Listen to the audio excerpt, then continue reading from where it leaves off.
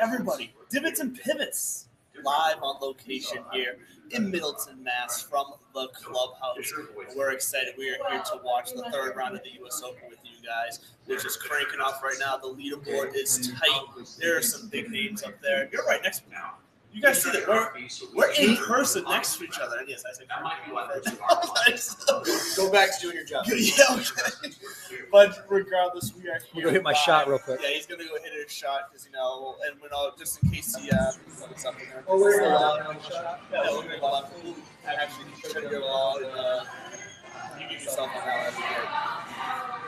Regardless here, guys. So we're going to be bringing you some live golf on the simulator today. We're going to be talking U.S. Open. We have some guests coming on that you might remember from early on in our season here. We got Bo McBriar. We got Chad Eckert coming on. So we're going to catch up with them, see how their picks are doing this week at the U.S. Open. So we're excited to be here, guys. This great crew, great location here at the clubhouse. And as we're going to get us started off here with a little bit of Bud on the course. He's chipping on the green, and he is going to put it pretty close, it looks like. If you couldn't be able to tell, it looks like he's going to be about 21 feet away from the hole. Look, and just let's be fair. Bud is a much better golfer than I am. So we're going to take the scores as they are. I'm out here having fun, but regardless, this is just going to be a good time. We're happy you guys are here with us today. And as always, big shout out. Sorry. Wrong side. It's my first day. First day. He's used to just being on the other side of the screen, not right next to me.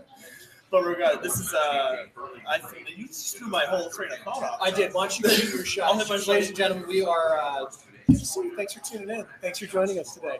This is going to be fun. Somebody's closer. Yeah, so we decided to tee it up and try our hand at the Ryder Cup course from Whistling Straits, and we're excited to see you here today. Sorry, I got distracted. We're back in action. We got the U.S. Open over my shoulder right here. We got Divots and Pivots live going right there. And Stonehands McGee has learned a little bit of touch. Oh, God.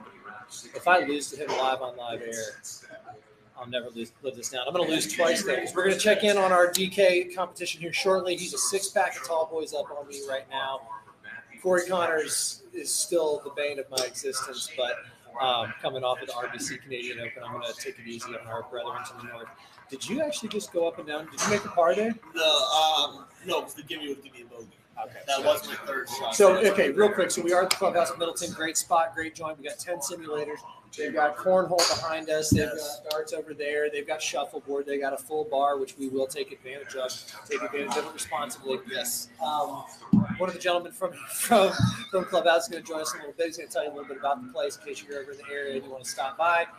But right now, I'm going to go try to save my par and my dignity because I can't talk all this trash and then come and lose. So we are currently on the third hole. Again, we're at Whistling Straits, the Ryder Cup course, and I am one over going on the third hole. I got about a 20-footer from par.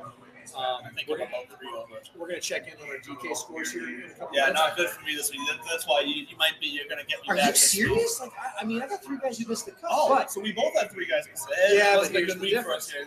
but the 3 that I have left, and I think the same 3. No, you got Rory in there. Well, we both had Mito miss, Right. but I didn't play Finauer because I had Mito, Henley, and I had Henley in my other league. well, Shouts to the other league, by the way. I think it was I had missed now because that's how much I forgot about that lineup because I just failed at it miserably. But Well, my thing was I had to focus. It's because in my other league, I'm sucking high teeth, as they would say, and I'm down at the bottom of the leaderboard. But it's the guys.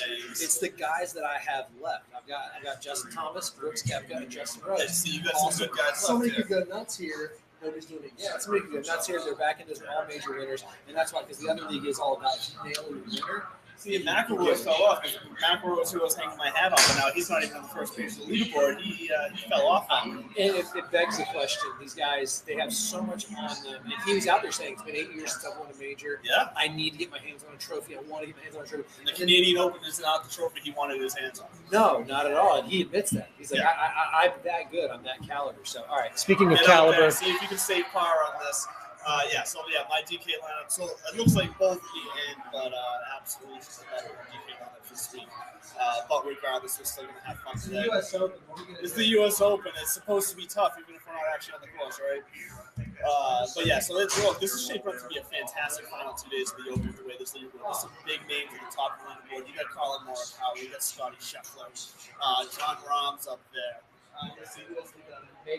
Will Zalatoris making a return to the top of the leaderboard here. He's that's a fan favorite over the past couple years, so that's exciting to see another young buck take another step towards Mr. Gilmore. major. No, there we go. So I'm 5 strokes behind you right now. I'm at That's 9 okay. through 3, and you're at 4 through 3. So Real quick before I go hit this tee shot. Yes. Everybody. We might have some friends joining us. We might not. It's Saturday. It's Father's Day weekend. Happy Father's Day. Happy Father's Day to you too, sir. Happy Father's Day to all you out there, even the ones that don't know your fathers.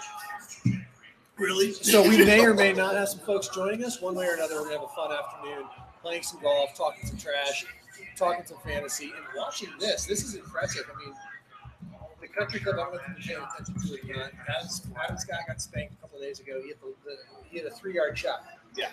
I mean, he hit the ball. I mean, kind of one of those plays in football where it was like it was a 2-yard gain, but he ran 178 yards as he went around. Yep. That was Adam Scott. That was Scotty. So if you missed it, Scotty Scheffler came out just a few holes ago and holed out. I forget the distance, but he holed out from the fairway for an eagle, which is fantastic. You put him in the lead.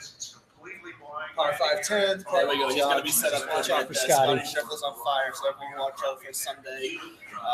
It looks like he's returned back to form. And now I'm really regretting not playing at DK this week and hanging my hat on Rory. But look, that's what happens. I went the strategy this week where I just want a one and done lineup. I just wanted to play the one lineup head to head against Bud over here.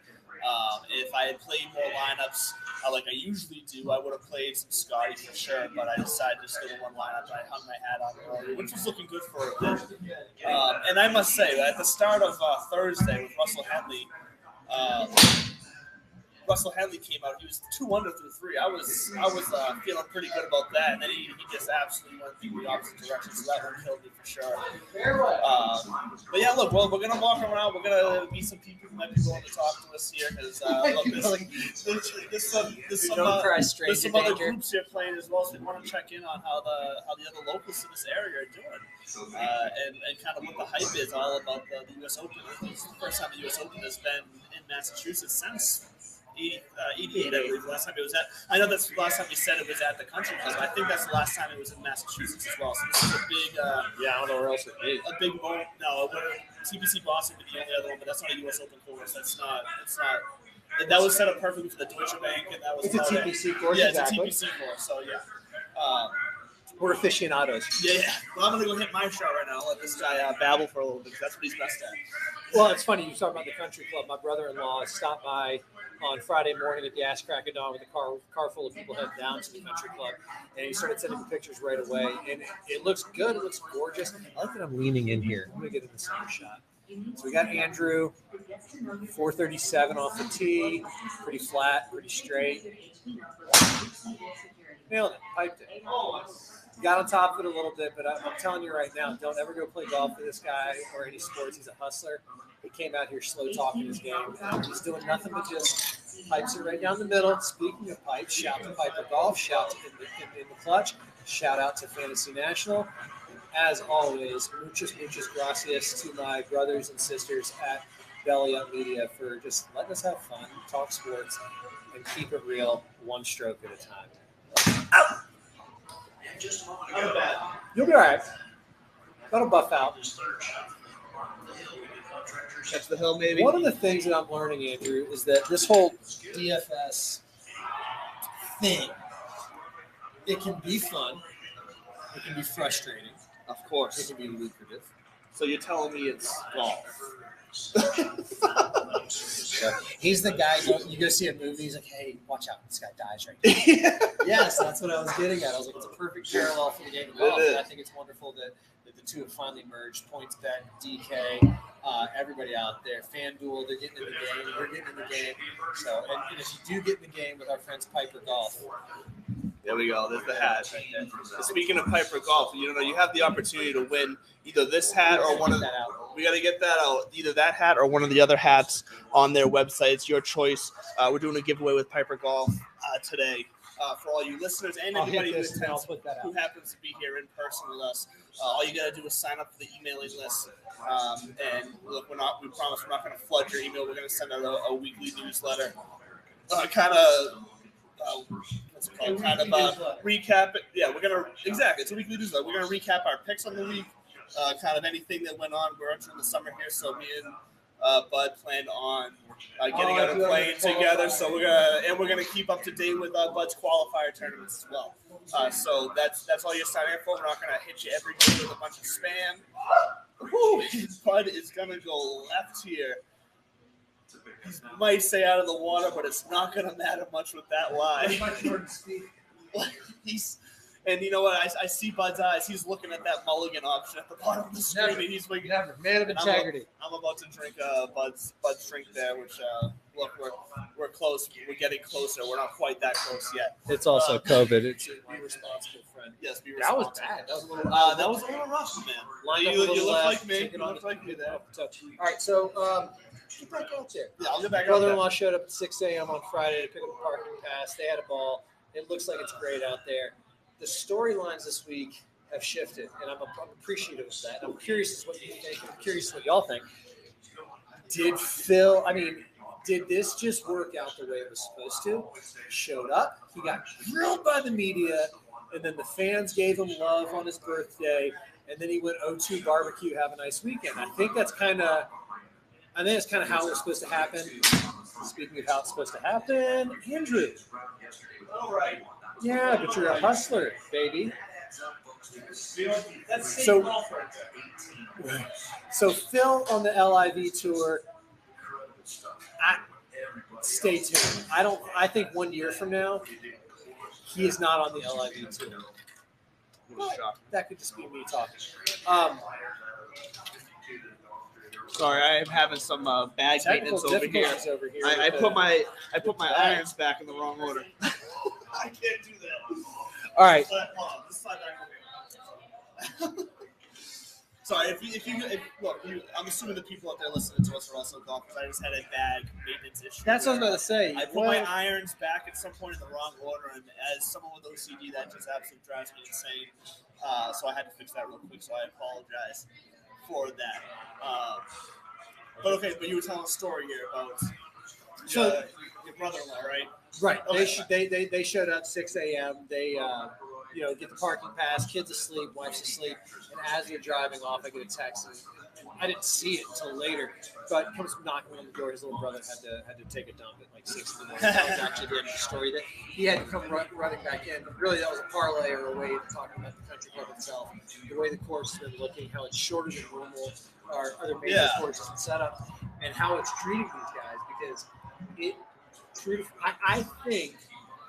We got guys that are 4, 5, 6 under. I think the winning score is probably going to be around there. I don't see, even if Scotty Which goes. Which is pretty stereotypical U.S. Open. Exactly. It's par for the course, pun intended, for a U.S. Open. So the USGA will tell you par is kind of their goal, right? Make par the championship. And when you only have 20 out of 156 guys finish under par, whether it's 6, 10, 12, whatever it is, I think they've accomplished it. This week they definitely have. I've enjoyed it because it made me feel better about myself. And let's be honest, that's what we're all here for, is to make sure that I feel good about me. But to see them struggle, it's exactly what's supposed to happen. It's supposed to make them appear the way that we do. You hit a good shot, you get rewarded. You hit a bad shot, go get to work. There are no freebies, no gimmies. And I think that it's great that we just had – that looks like – are they growing corn where I'm hitting this ball? I mean – you're the one who placed the ball, though. So you tell me once you get out there. All right, I'm gonna go hack this out, and then I'm gonna tweet out the. So here in a second, Bud's gonna. If you look at this Bud's for you at Divots and Pivots. Yeah, they'll all be tagged. So they'll be retweets, but there'll be a Google Doc form. You can go and sign up for the email list. And be entered to win a hat of your choice from Piper Golf. So you get to their website, it's piper.golf. It's fantastic. We'll be taking care of that for you. We'll get that to you. And then if you want to buy anything else, you can always use our discount code PIV when you check out, and that'll get you a fantastic discount on anything else you order. But like I said, the hat will be a giveaway. Can I? And by the way, anything from Piper's great. Can I real quick brag on Piper Golf? Yeah. When they send you their stuff, and they're not the only ones doing it. I get it, but it does speak to the brand and the kind of folks you're talking about working with. You get a letter from the CEO. You get a letter from the guy saying, "Please, by all means, talk to me. Let me know how my balls are doing. Let me know, how they feel, how you want them to change." And that's one of the things that I can't wait to talk to them. Just to say, like, I love them. And I got 2 pieces of feedback. I'll wait for you to talk to them. Yeah. But I love them. I think they're great. And in this day and age, it's important to find something that fits you, and not instead of just having something that Yeah. It's like, those guys get paid to do it. Maybe there's a reason they're playing Pro V1s and paying $50 for. Well, that's the exact example I was going to say is that we can any one of us can go out there and get a box of Pro V1s, and lose half of them. And we'll lose half of them because they're just not suited necessarily to your average golfer. Your average golfer isn't going to be taking full advantage of what a Pro V1 can do between the spin that you can put on it, the distance control. So all of us amateur golfers, we don't know how to control anything about our golf swing. That's why we're amateurs, and that's why we're out there just having fun. What is nice about Piper Golf that I think you're trying to get at here is that they experience. They simplify the process for you to where we're talking about having golf balls that are catered towards our handicap. So like I said, the blues are for anyone I believe it's +5, +15 handicap. The golds are I want to say like the golds are 8 or something like that, like 0 to 7 or 0 to 7. Yeah. So all you have to do is go on Piper.golf. You go in there, you take their quiz, you enter some information, and they tell you exactly what they think the ball that would be good for your type of game would be. So they simplify the process, and it's great, and they're good golf balls. And, I got one right here in front of me. They got the fantastic line already built in, so you can go ahead and line up your putts if you want as well. Line up that line when you're teeing it up. You can line up your tee shot. Believe it or not, that also helps when you're teeing it up. Just any visual kind of cheat codes you can use to help your swing. I like that you said cheat code. Yeah, it's key to the game of golf. Truth gun to your head. What's the cheat code to contract? What? I don't know. I don't remember any of the cheat codes from back in the day. Okay. I don't remember any of the cheat codes. I keep forgetting that while young at heart, I'm pushing 40 and you are still a young buck. And I'm about to turn 33, so we're not that far. You won't get this much sympathy from anybody. I know. I know. I'm not looking for sympathy. But that is, I wish that should have been the giveaway. That should have been like the first one to comment. Yeah. The proper one gets, but we'll do that next year. I just know my favorite cheat code of all time when it came to video games was, I believe it was NASCAR 2000. I don't remember the cheat code, but you can put in a cheat code to unlock paintballs. And you can shoot paintballs from your car, and the second one of them hit another car, it automatically made them spin out. It was a fantastic time. Because if you were like me when you played the NASCAR game, you just drove in reverse and shot with paintballs. This is the days before online gaming was. We're not playing online. You're just really messing around with computer players, but it caused some fantastic crashes, which is the reason people watch NASCAR, right? Up, down, left, right, B, A star. Have you ever heard that before? Up, down, left, right. No. I know the premise of it. I just don't remember the specific order of. But I know the D-pad and the numbers. I know what cheat code on it. No, I know you know what they are. I'm blown away that there's this like divisional generational line out there, and I'm on one side, you're on the other. Okay with it. Because nowadays cheat codes don't exist. It's all just download them on, and you can get everything you want. Modifier. What's the matter with you? All right. And that's how we know you're pushing 40. That is how you know I'm pushing 40. I was going to say that's how you know it's Father's Day because dad jokes are flying, but we had to reestablish the fact that I'm pushing 40. By the way, we're going to do something special for that week, that episode. All right, so checking in. We're going to check in here in a second with our DK scores head to head. I want to know what's going on right now. I'm basically betting on Brooks. I've always said that. Never quit on him in a major, although Scotty Scheffler, I think, is going to make me give up on him. So good. So good. There are some parts of the simulator that I'm just not going to get. No, it's fine. It takes time. So anyways, I'm always betting on Brooks. I think he performs in the majors. That's what I'm looking at. Justin Rose, Justin Thomas. I've got these guys on my bench, and I think they're going to carry me through, like you said earlier this week. What I need them to do is carry me in my other league. Are you going to get it? 9-footers, right on the dot. That's it. Count it 8, dude. Actually, I think that actually is an 8. It's a bogey, I believe.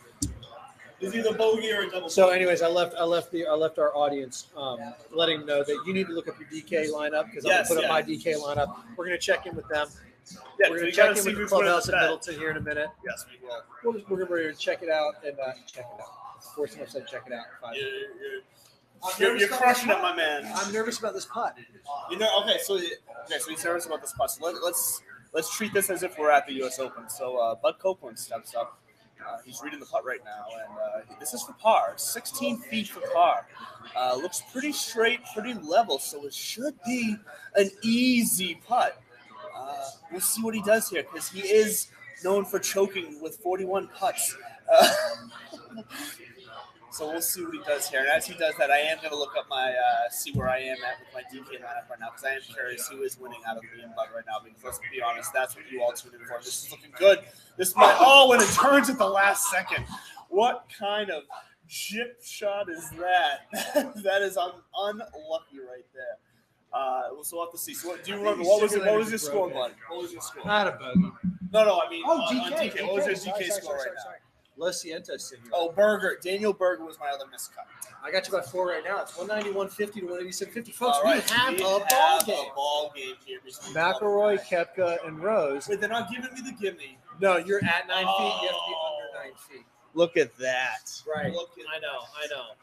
I know. So you know what's going to happen here? I'm going to blast it right past the hole. No, you're not. So it's 9 feet to the hole, 2 inches downhill. So play it like it's about 8.5 feet. How close can I move Well, no, just basically try to putt it so that it almost doesn't touch the screen. That's what you're looking for. I did that before. Well, do it again. Make sure the light's green at the top. That's the other thing. No, on the screen. This is great. This is great television and radio. Just basically, you're good. Oh yeah.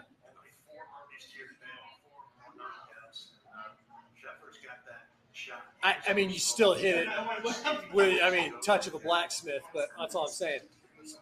God, where did I leave off? So I've got Andrew by 4 points right now, Rory McIlroy, Brooks Koepka, and Justin Thomas. So it's JT and Rory head-to-head, basically, you and me. Because that's the only difference we have. I know. And by the way, the Justin Rose, now there's going to be some people out there who are saying, like, now Boudreaux.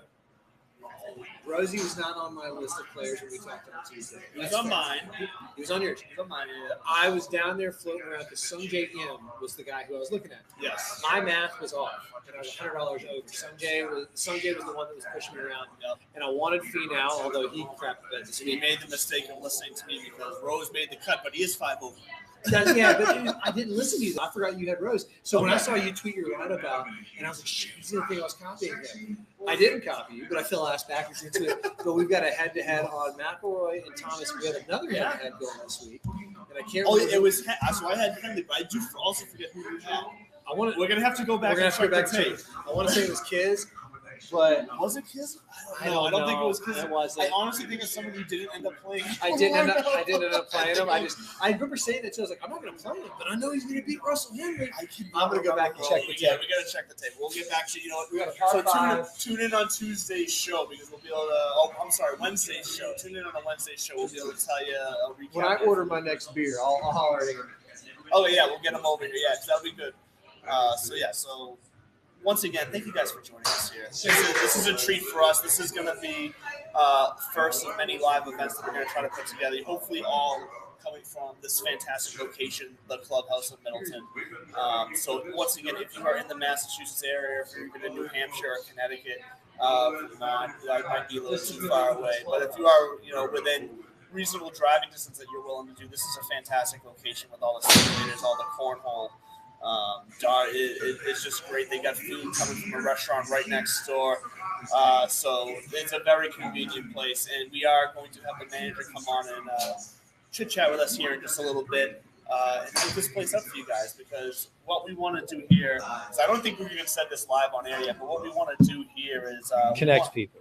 We want to connect people. Well, but we do. We want to connect people. So what we want to become a regional show here for the New England area. We want to make sure we're touching on some some local favorite courses. We want to really pay homage to the New England golf scene. So I believe it's underrated. Some fantastic courses in this area that I believe go unheard of because, look, we do really only get to play golf here realistically about 6 months out of the year. That's the difference. So obviously your Californias, your Hawaii's, your Floridas, they're going to get all the attention because they have golf year round. That's where people go to travel to play golf. But there's a lot of fantastic courses here. We want to hit some of them. We want to talk about some of them for you. So we want to become the New England Golf Show here. And that's something. Let me ask you a question. Where were you born? I was born in Lowell, Massachusetts. Grew up in Lowell, Massachusetts until the age of 18 when I went out to college in West Virginia. And then I've been moving around ever since. Now I'm in Hudson, New Hampshire. So I was born in Fairfax, Virginia. I grew up in Jacksonville, Florida, Greenville, South Carolina, Tallahassee, Florida. Yep. Last 15 years I've been in New England. What I call myself born again New England, and there's a reason for that. Makes sense. You start discovering the little things. Golf is one of those things that I've discovered. I played around in golf today. I didn't touch anything over a 4-iron, still shot 3-iron. It's a different style of golf. You know, as the game's evolved, it's gotten longer, and the bomb and gouge is what it's about. But New England golf is like that. So we want to continue to highlight that, highlight this place as a GOAT spot to be. Yes. And quite frankly, the game of golf in America is kind of born in the Northeast between, you know, what happened down in the New York area, what happened in the country club. Chicago obviously has their claims. But I agree with what you're saying. And the only addendum I was going to say is to represent the New England golf scene on a national level because, you know, by all means, the PGA West wants us to come out and play and review their course. We'll do it. But at the same time, we're going to do it and say, wow, this is different from the by X, Y, or Z, because that's where we are. Great golf. Keegan Bradley, he's one of our New England locals that we have. It's not a love hate. There's no hate. No, I've got trust issues right now with Keegan because. Well, I think that's the track record of his career, at least from a fantasy and the DFS standpoint. Okay, good. Because, like we've talked about, you get to a TPC, you're on the 18th hole, and you poop the bed. But this is where the premise of Divots is showing. You went straight to DFS. You went straight to oh yeah, I know. He shows up. I'm like straight up golf nerd. Like, well, he didn't win, you know, or he finished top 10. He didn't win, but you can always catch the course that he's good at. You can always catch him at a value of under 8K. And that's what right. You go hit your tee shot, and I'm going to regale everybody about it. Okay. I'm going to tell them about. And then after that, we do have one of our first guests now in the backstage. We're going to be bringing in. After I hit this tee shot and after Joe, Andrew. I don't know why I just called you Joe. After Bud's little story time here, we're going to bring Bo McBriar on. We're going to catch up with Bo. I remember him from early on in our season. We're going to see how his so let me take this shot. You take this shot. We're going to bring in Bo. We can't wait to see you. Good to see you again. I'm going to tell everybody about Mr. Weenie's Hole. Mr. Weenie's Hole is a real place, and it's not dirty. Can I please do another the one down? Yes, sir. Please. You got it. Fantastic TV service here. But anyways, I left everybody hanging on Mr. Weenie's Hole. I played a local community today, and municipal course, and it's in Salem, Massachusetts, Old Salem Greens. Never played it before. 9-hole track. It was a WPA project in the 30s. And we're going from holes 5 to 6, and I was just complaining about how at my house I have nowhere to practice putting but my basement. You know, I can't go in my backyard, and one of the guys I was playing with says you should try Mr. Weenie's Hole. It stopped me dead in my tracks. I have never heard anybody say that sentence in my entire life. And I said, you have to explain what you're saying or I need to leave. And he laughed. He said, I did that on purpose. The guy was in his 50s, and what he explained to me was there was a gentleman who used to set up a grill between the 5th green and the 6th tee back in the 70s and 80s. Today, he would probably just call himself the hot dog guy. But I guess he used to call himself Mr. Weenie. Everybody would stop and grab a hot dog, and behind him was a practice hole, and it's still there today. It's a gigantic putting green. So Mr. Weenie's Hole. Mr. Weenie's Hole is the practice green at Old Salem Greens. It's not even a public thing. I found out of it today, but I can't wait to go back to Mr. Weenie's Hole and get some work in. And I'm sure Bo loves that the lead-in to Bo McBriar joining the show again was Bud talking about Mr. Weenie's Hole. I'm going to go hit my shot. Why don't you bring Bo in? I'm going to hit the head. Get this going. So welcome in, Bo. Thanks for joining us here at our first ever live event. You know, we're trying to run with this here. I'm going to make sure I can hear him. I'm going to turn this volume up. But Bo, how are you doing today on this beautiful Saturday of the U.S. Open? Pretty good. I got the weekend off, so we're sitting pretty at home watching the feed. and watching my only 6 out of 6 lineup completely fall apart. So it's great. Well, it's been that kind of week at the U.S. Open. I think some people are surprised that we're not surprised that the U.S. Open event is playing tough, but I do think there was some underestimation of how tough the country club specifically was going to play for a U.S. Open, and I think that's biting a lot of people. I know, I don't think you're wrong when we were talking earlier, but I only played I did a one and done lineup this week, just my head to head against Bud. We both went 3 of 6. It wasn't pretty. I had some big misses in Russell Henley, who was my wild card. I went with. He came out hot at 2 under 3, but then after that fell apart. And then Berger and Pereira were my big misses. So that's kind of where I'm at, and Bud's in a similar situation. So between me and Bud here, we got basically coming down to a JT and it was Rory, right? JT Rory head to head. Yeah, it ain't pretty, Bo. It doesn't sound pretty at all. And really, what people are forgetting is that this is actually a great week for cashing in DFS if you did go with a lot of lineups, because only I think 5% of the lineups in these tournaments were 6 out of 6. So just by making a 6 out of 6 lineup, which I have one of, you're in the money and you're going to climb all weekend long. And I'm seeing my guys climb just not as quickly as I wanted, because my 6 out of 6 lineup had Joaquin Niemann, who shot 76 today. I had Davis Riley, who's 3 over through 13 today. I had Justin Rose, who shot a 74 today. And then, of course, Rory McIlroy, who's 3 over through 9 today. So my 6 out of 6 lineup is moving the wrong direction. And, of course, my couple Scotty Scheffler lineups were part of 4 out of 6 lineups or 5 out of 6 lineups. And I'm going to hope to min cash. But if you have 6 out of 6 lineups, you're making money guaranteed, because you're like, that's all the leverage that you were clawing to get with the top 60 and ties cut out of 155 players. Don't feel bad that you missed on Henley and Mito. I can blame you for Berger because that's a terrible play. Sorry. But Mito and Henley, the process was there. I was on both those guys as well. So you can't fault for missing the cut on certain guys, because a lot of chalk went up in flames yesterday. Yes. Well, that's what we kind of expected out of the U.S. Open. I will say I am usually not a Berger player. I actually typically fade Berger. What happened this week, though, is so you mentioned the process. The model that I put together week in and week out shot out Mito, it shot out Henley. Both were top 15 plays for me. It also shot out somehow Berger as my number 1 ranked guy.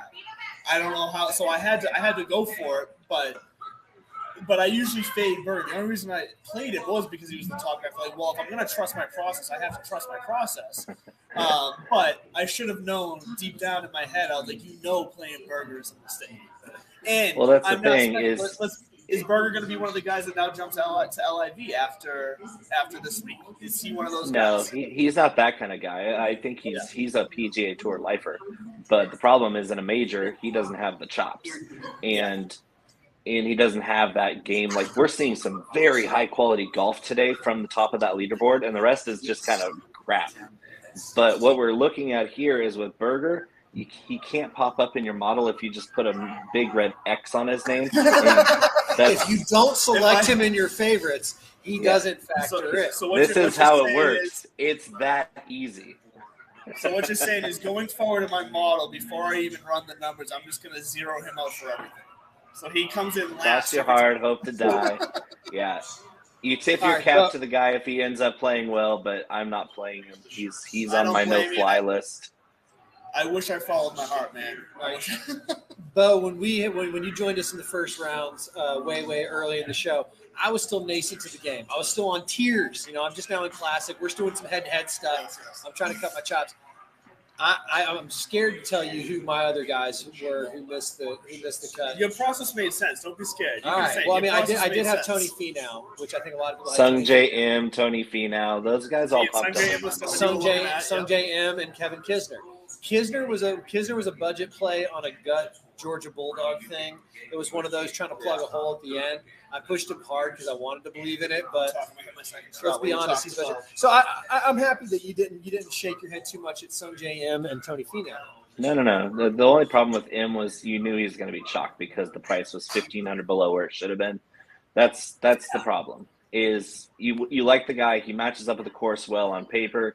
He's a great player. He's 23 years old, has all the same game skill that Colin Morikawa has, and look how well he's doing. And that you take your lumps because only a third of this field made the cut. And M didn't play poorly. He missed the cut by one shot, and so did Finau. So it's not the end of the world.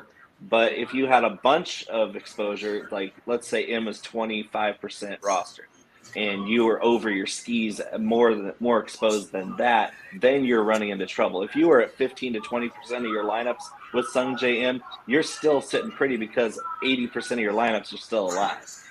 That's kind of what you got to do is risk tolerance with your favorite plays. That's where I put the chalk in my equation. Is not like, oh, I'm not going to play him at all because he's going to be super popular. I'm just going to try to be a little bit more conservative with chalk players. I want a piece of them because they match up with what I want to do, but I don't want to get over my skis on a chalky guy like Scotty Scheffler.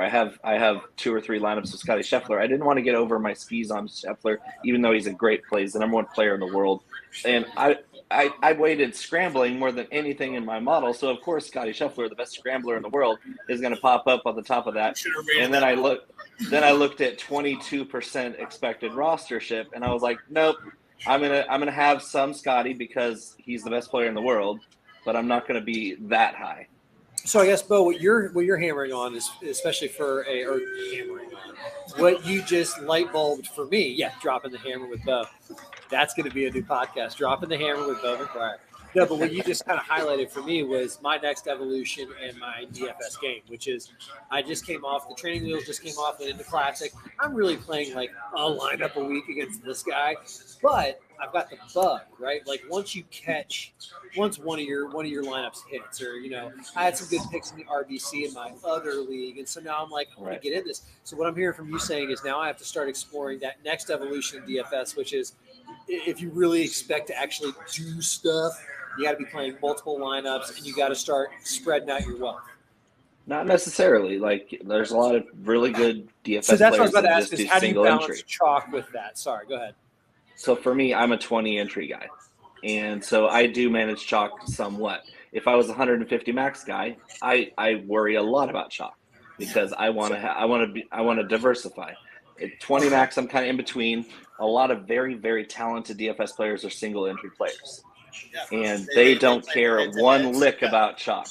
The single entry, your idea is I'm going to build the best 6-man lineup that I could possibly do it. If it works, great. If it doesn't, I only risked one lineup. And so there's nothing wrong with that. But as you get into more and more entries, like I find the happy medium to be where my comfort zone is. But if you're a single entry player, you shouldn't even think about chalk. You should just say, hey, these are the guys that I can fit under the salary cap that I like for this tournament. So if you're going to be a sniper, be a sniper. If you're going to go out there with an Uzi, go out there and spray. Be yourself, yeah. Be yourself. Speaking of being myself, I got 280 to the pin, and I'm going to rip a 3-wood and just try to see what happens. Actually, I'm going to put it. Driver off the deck, baby. Driver off the deck. Did you just see my? You want to see it? I'll do a driver off the deck. Did you just see my shot with the hybrid? I actually caught it crisp, and I put it right in the water. So I wasn't planning on catching it crisp because I had. That's the caddy's fault for not giving you the right number, to be honest. I will say especially with the 4 major tournaments, I actually tend to care a little less about chalk because for one, I'm the same kind of player as you, where I'm typically playing. Oh, that might make it over. It's gonna come up just short, just short. But when I do play multiple lineups, it's usually a 20 max tournament for me as well. Sometimes I dabble in those 3 entry max tournaments because there's actually sometimes some really good value in those. But specifically for majors and coming into this week, I tend to put less emphasis on chalk because I know there's going to be so many casual players that are throwing out random lineups without research. and they're going to be reading. They're just going to be reading articles and pumping out whatever 10 different people say. They're going to be reading our stuff. Well, yeah, we're going to be one of the people that read for sure. But you got to kind of factor in your competition. You got to factor in where they're getting their information. If you want to play smart, like you said, if you want to make money, just even week in and week out, a small amount of money, you got to factor in all that stuff. And on a major weekend, I tend to worry a little bit less about chalk. Because all it takes is for one to blow up, and it doesn't matter. We're all in the same boat. You got to find the one or two. Can't outsmart yourself on a major. You can't. You got to trust it. By the way, how did Will Zalatoris end up in the lead? I go up to hit a driver off the deck, which both the U.S. Open. When I was a child, a driver off the deck was in my back pocket, confident. I just nailed that 260 on the fly. I almost scared you. I like your confidence. Driver off the deck, and I'm the. Well, I mean, I think you just needed to work that cut a little more aggressively so you could stay dry on that and roll it up to the green. But you just took it to your line was just too aggressive. That was a great, solid strike. But yeah, Zalatoris ball striking on that guy. He's a mad ball striker. And when he missed, nice, staying alive. When he missed earlier this year on that, he had the putt to win his first tournament, and then he misread it. He flat out misread it, and you saw him doing that. That's the difference between guys like him and guys like me. I'll go out and shoot even par once in a blue moon. I might shoot a couple under here and there. I'm an okay golfer, but it is fun to talk to my buddies who get wowed by a decent shot. I love that you reacted the way you did. That's when laughing, you're like, you weren't impressed at all. I took the wrong line. If I lined that up about 10 yards right, that rolls out, and I'm sitting 20 yards off the green with a chipped eagle. I'm hitting blind into a simulator. That's why, you're not looking at anything. But somebody like you that's a scratch golfer is you already depend on assuming you're going to make solid contact, and you made solid contact. You just didn't hit a good golf shot. There's a lot more to a good golf shot than a solid contact. And the people that duff around and shoot 90 or 100, they're just hoping to hit a solid shot. That's the huge difference. So my mother, and I love it. You came on to talk about DFS. I'm going to give you a 90-second story about my mom. Passed away last year. God love her. Was a wonderful golfer. She didn't pick it up until later in life when I picked it up. And her whole mantra was forward. She started beating me pretty quick in the game because she was all 5'2", couldn't hit it more than $150 off the tee, but she never lost her ball. And that's when my game as a young man, because I was 13, 14, 15 years old, knowing the game, breaking 80, but every once in a while, I'd shoot 85, 90, 95 against my mom because I would get frustrated. And I'd start losing it up here. And she doesn't give a rat's rear, so she's going to put it out there. I bet you she could roll the rock, too. I still have her putter, and that's the only mallet I own is a Ping Scottsdale True Roll mallet because it was so heavy, and she would just drop it like a little quick pendulum. All right, I'm going to go hit this shot. First of all, shout out to Kerwin Chan in the comments reminding us to wash our hands as we disappear in the bathroom. So, yes, we are taking care of ourselves from a hygiene standpoint. So thank you, Kerwin Chan, for stepping on the YouTube comments. Your fans are dedicated. I like that. Yeah, they care about us, and that's what I like. But just a reminder, we are live right now on Twitter, on YouTube, on TV Live, bellyup.tv. So make sure to check us out. But as Bud goes in here and hits his last shot, I do want to give you a chance here, Bo, because we're gonna we don't want to take up too much of your time. We do have another guest coming in, so remind us all, where we can find you here for all your great golf content. Because look, you're one of the players that all DFS players that always pops up for me as far as your content goes and your results. So. Just remind all of our viewers where they can find you, where they can find your content, and have the floor here for a little bit as Bo flirts with the water once up, Bo. As Bud flirts with the water again, and this is where I make my comeback, people. Bud's gonna need scuba gear. No, I really appreciate you guys having me on right here. Bo_McBigTime is my Twitter handle. I write PGA DFS articles every week for TeamRiserFall.com. Make sure you subscribe to that. Use the promo code BO to get your discount and a $20 voucher to Fantasy Cruncher, which is, the gold standard in building out my player pool and then generating lineups in mass. I can create 20 lineups on that sucker with my 30-man pool in less than 30 seconds. So you get a discount on that just using the promo code BO to sign up for Team Rise or Fall, and it gets you a voucher, $20 off every month on Fantasy Cruncher. So make sure you go and do that. My content on Team Rise or Fall is free content, so you can win and lose with me, and it won't cost you an extra dime. But this week we're being successful, and last week we were extremely successful. I think I had 8 of the top 10 in my pool last week, and including the champion Rory McIlroy with that masterful final round 62. He's kind of bumming it around today, but hopefully we can get another Sunday charge from him so I can make some more money, because that's what this is all about. Don't be striving for min cash, guys. Bud, this is the main thing.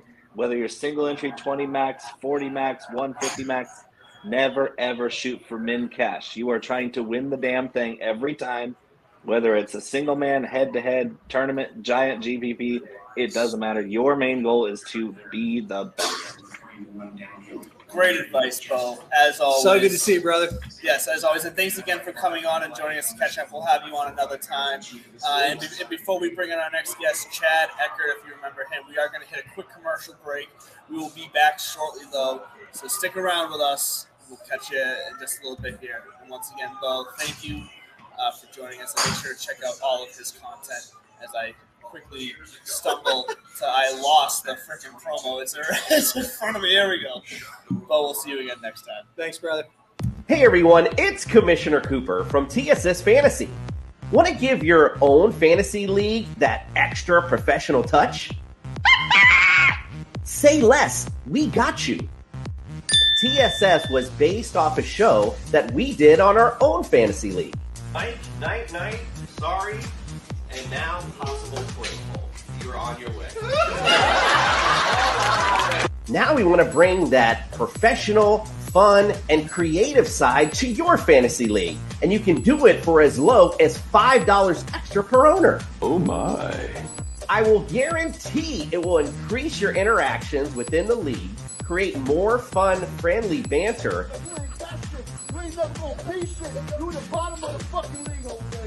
and give your league that extra real-life feel that you didn't know it needed.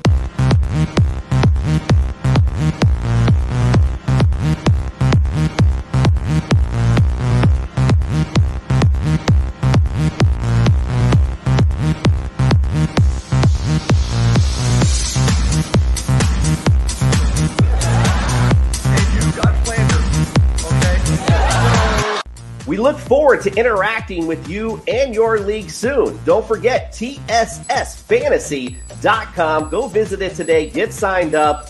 We are the Fantasy Show of the People.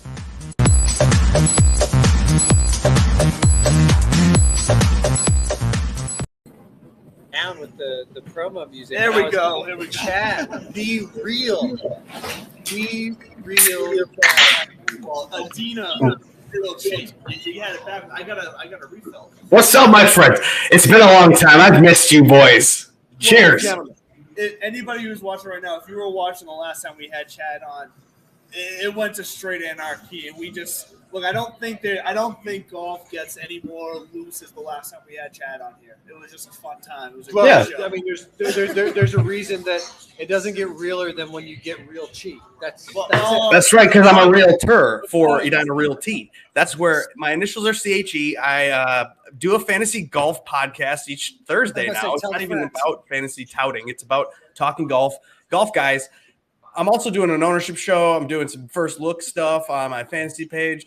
Oh, we got a guy going up there to swing. Okay, you got this. We've got so I'll fill you in real quick. We're at the clubhouse in Middleton, Massachusetts. They've got 10 simulators. They've got a full bar to my left. They've got darts behind us. They've got shuffleboard, and we're at Whistling Straits. We're at the Ryder Cup course. Andrew is currently 10 over through 4. I think I'm 4 over through 4. But we're having a good time. We're tracking our bets. Basically, our fantasy this week has boiled down to this. What are you drinking? It looks delicious. It looks like a Killian's Red, but not. It's called a Surly Furious. It's a local Minnesota beer.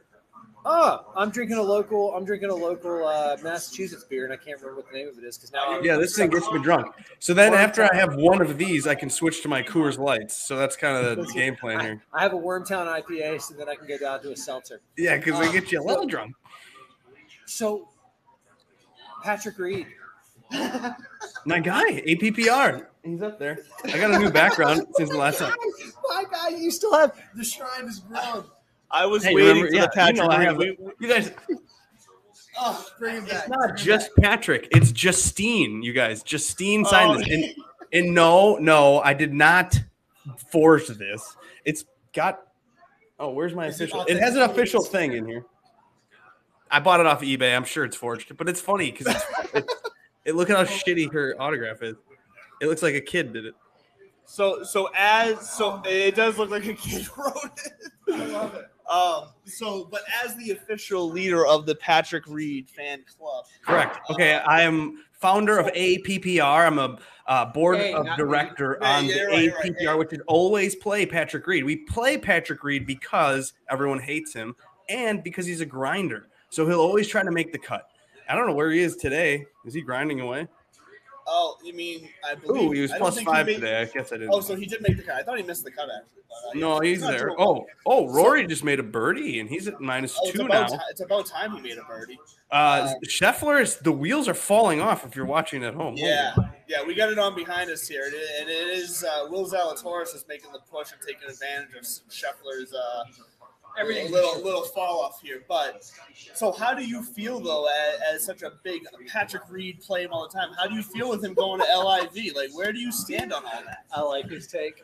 Well, he and Bryson will be the kings of the LIV Tour, and they'll battle it out. If it's a grinder course, Reed will win. If it's a bomber course, Bryson will take it.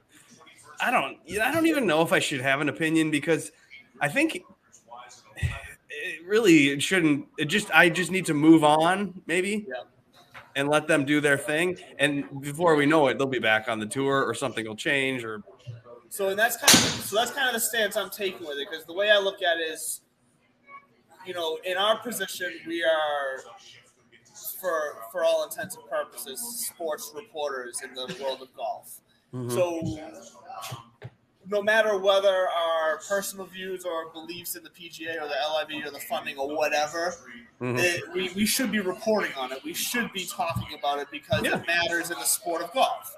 Oh yeah, so I talked about it on my pod with my friends, and basically we decided that who are we to judge someone? We're not in their position, and there's a bunch of companies that are out in the world that don't do the right thing ultimately. And that was our exact point. Do you buy Nikes? Do you buy Apple products? I mean, you can trace any major company to the law of transference is a dangerous thing. Mike Wan said it the best, though, the new executive director of the USGA, formerly of the LPGA Tour. He's the guy who kind of got the LPGA to where it is now, to where it's starting to get those next jumps. And he said this week, he was like, listen, in this instance, for this year, they took a look at it and said, the same people put on tournaments earlier this year through the DP World Tour. The same people. He's like, so who are we? And then he also – so I genuinely think that the U.S. Open, the RNA, Augusta National, they're all going to look at each other and say, we're just going to keep running our tournaments, and you guys can have at it. And when the applications come from LIV to have some entrance, which will happen, Greg Norman's going to send a letter to say, hey, Augusta National, how about maybe an invite for the top finishing team, those 4 guys, like. That's gonna come, and my gut thinks that what they're gonna say is not my pig, not my farm. So they're not gonna come out and do any judgment. They're just gonna say, listen, new tours pop up all the time, new exhibitions pop up all the time, and we're not gonna change everything at every. If 20 years from now the LIV Tour is still a thing, sure, maybe we'll throw you some bones, but you can't ignore it. No, it's not, it's definitely a threat. I think we're going to hear more names apparently coming up here on Monday, transferring over. Did you see that as well? I saw the report. The quote-unquote wave that said they just wanted to avoid the bleep storm, which I believe that's what I would do too if I was not jumping ship. Here's a fun fact, though. Uh-huh. Back in the '60s, the PGA Tour was born out of the same way. Oh, really? Players got dissatisfied with how the PGA tournaments were being run. There wasn't enough money, not enough exposure. The fields were a little weak. So in 1968, a bunch of them broke off, formed the APG. It was like the American Professional Golfers or whatever. And for about 4 or 5 months in the off season, they collected sponsors. They got tournaments going, and them and the PGA at the time, they came to an agreement. And in December of 1968, they announced that this rogue group of players and the PGA came to an agreement. A new tournament committee was formed. And guess what that tournament committee turned into being? The PGA Tour. So we are looking through an identical kind of, setup of circumstances. The extra variable, as we've pointed out at the top, was the funding of source or money. But at the end of the day, I just want to see people who are better than me hit golf shots that I can't hit, and hopefully I can make some money watching them doing that. Speaking of exactly. Back to back, Jack. So who are you in love with this week, Chad? Who did you kind of plant your flag in and say? Oh, so I'm on Twitter and I do a little weekly tweet about a house bet. I saw it. I wanted to kind of let you tell us about your house. I'm running out of houses apparently. They call that a team. I'm having issues betting on a guy this year. The truth is I'm not doing as much touting, and I've kind of taken my eye off the ball. I'm a realtor in real life and reality, and I also moved, and I had a child in October. Like, I've got a lot going on in my old mind and brain. So maybe I'm not as good at handicapping, which that's fine. I don't even know if that's really the truth or why I can't guess correctly anymore. But I'm thinking I'm due to have a win. But I put it on Patrick Cantlay this week, and he can't win. So I'm kind of annoyed. A POA. He just freaked out because he agrees with you. Yet in our one and done lineup against each other, he didn't play him. He was in the short list. Well, and then I picked Xander too because I thought Xander is, I just wanted one of the best players in the world that hasn't won a major, kind of just to knock the box off. And I thought Cantlay and Xander have that, so I went with those two. But it looks like Zalatoris is going to be the one that potentially knocks the box off, and he's going to do it with a major, and he's just going to get his first win on tour. You know what? Good for Zalatoris. He's a guy that's very likable. Like, good for him. I know where I planted my flag this week. It didn't work out great. I planted my flag on some value in Russell Henley, and in sorry, I'm now also blanking once again. Mito Pereira. Oh yeah. Keegan Bradley just got to 2 under. Shouts to the New England. All right, Keegan, here we go. Love Keegan. But yeah, so Mito and Henley were. Yeah, we did. Neither one of us played Keegan.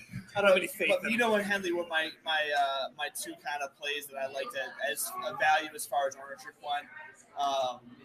As we talked with Bo before, I made the mistake of playing Daniel Berger, even against my better judgment. Yeah. I like that smile that he gave you.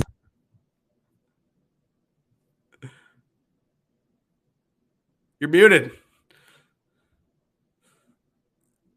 I lost you. They're playing golf. They're at a bar. There's a lot going on. It looks like. You know what? Bud sat down and bumped the mic, and apparently. Bud, you dummy. Damn you. I got excited about Keegan Bradley getting to 2 under, and I was like, oh my God. I do like this Keegan. It's not that I like him. It's that I'm born again New England, and he's a New England guy.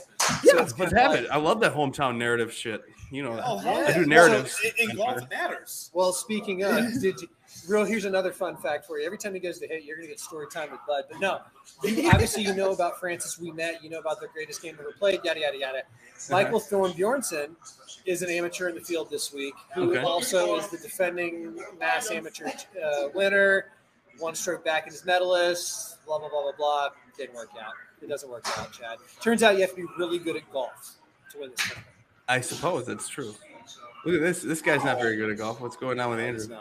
He's not. What's his handicap? I'd say hitting the ball. That's it takes a lot of skill to do that even. No, he doesn't have 120. Someone had a hole in one. What's going on over there? My handicap's like 14. There's a cheer. 2 holes down they did. Someone 9 foot gimmies around here. Oh, weird.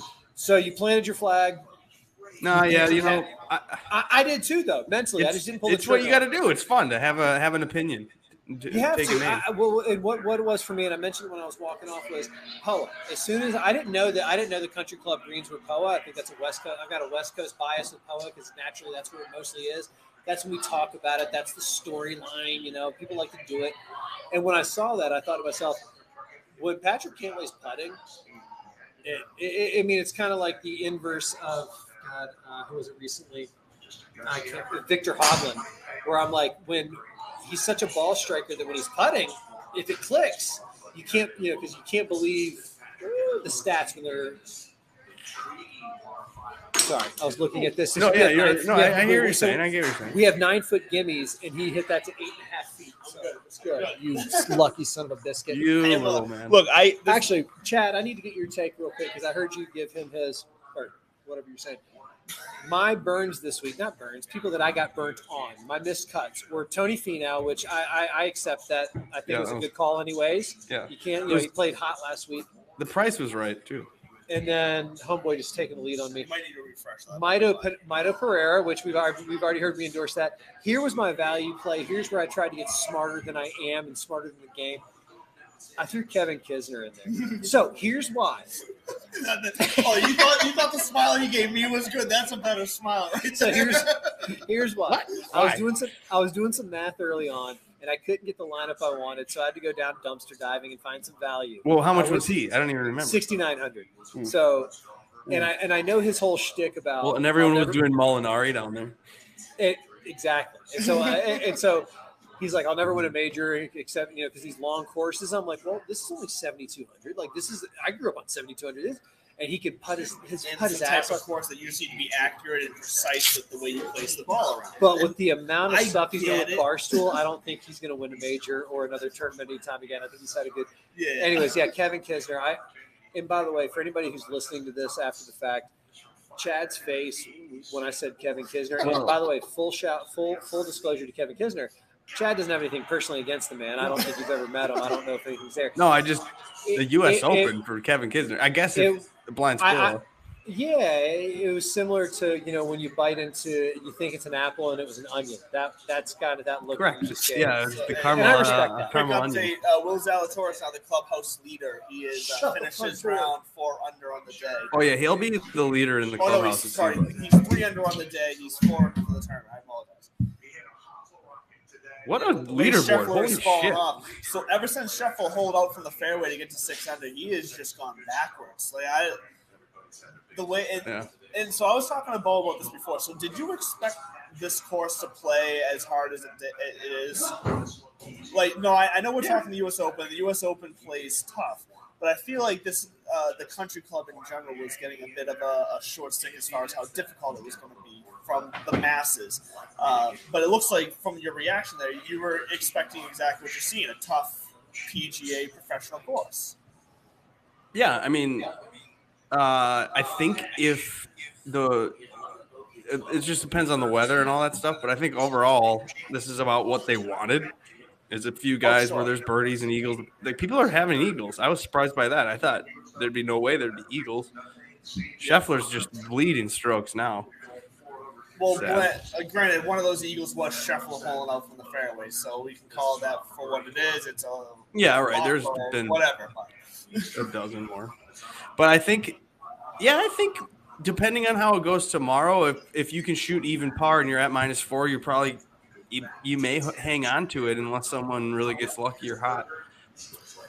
Do you think it'll get to 6? Seem like it does seem like the winner is going to be about where the top of the leaderboard is right now, that -4, -5, -6 range.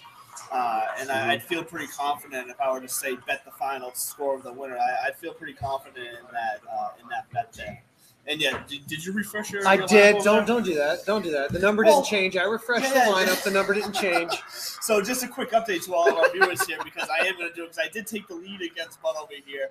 He is still currently at 191.5, which he's been at for the last hour, might I say, since we started the show. I have now climbed to 202 in our DK lineup, so the head-to-head here is now turning out in my favor to where it looks like Bud is just going to owe me a full night of beer. Again. I want to see him chug that. Bud now has a big grudge against Corey Connors from a bet earlier on in the year where I said Corey Connors was going to make the cut, and he said Corey Connors would miss the cut, and Corey Connors finished like top 10 that week. It was fantastic.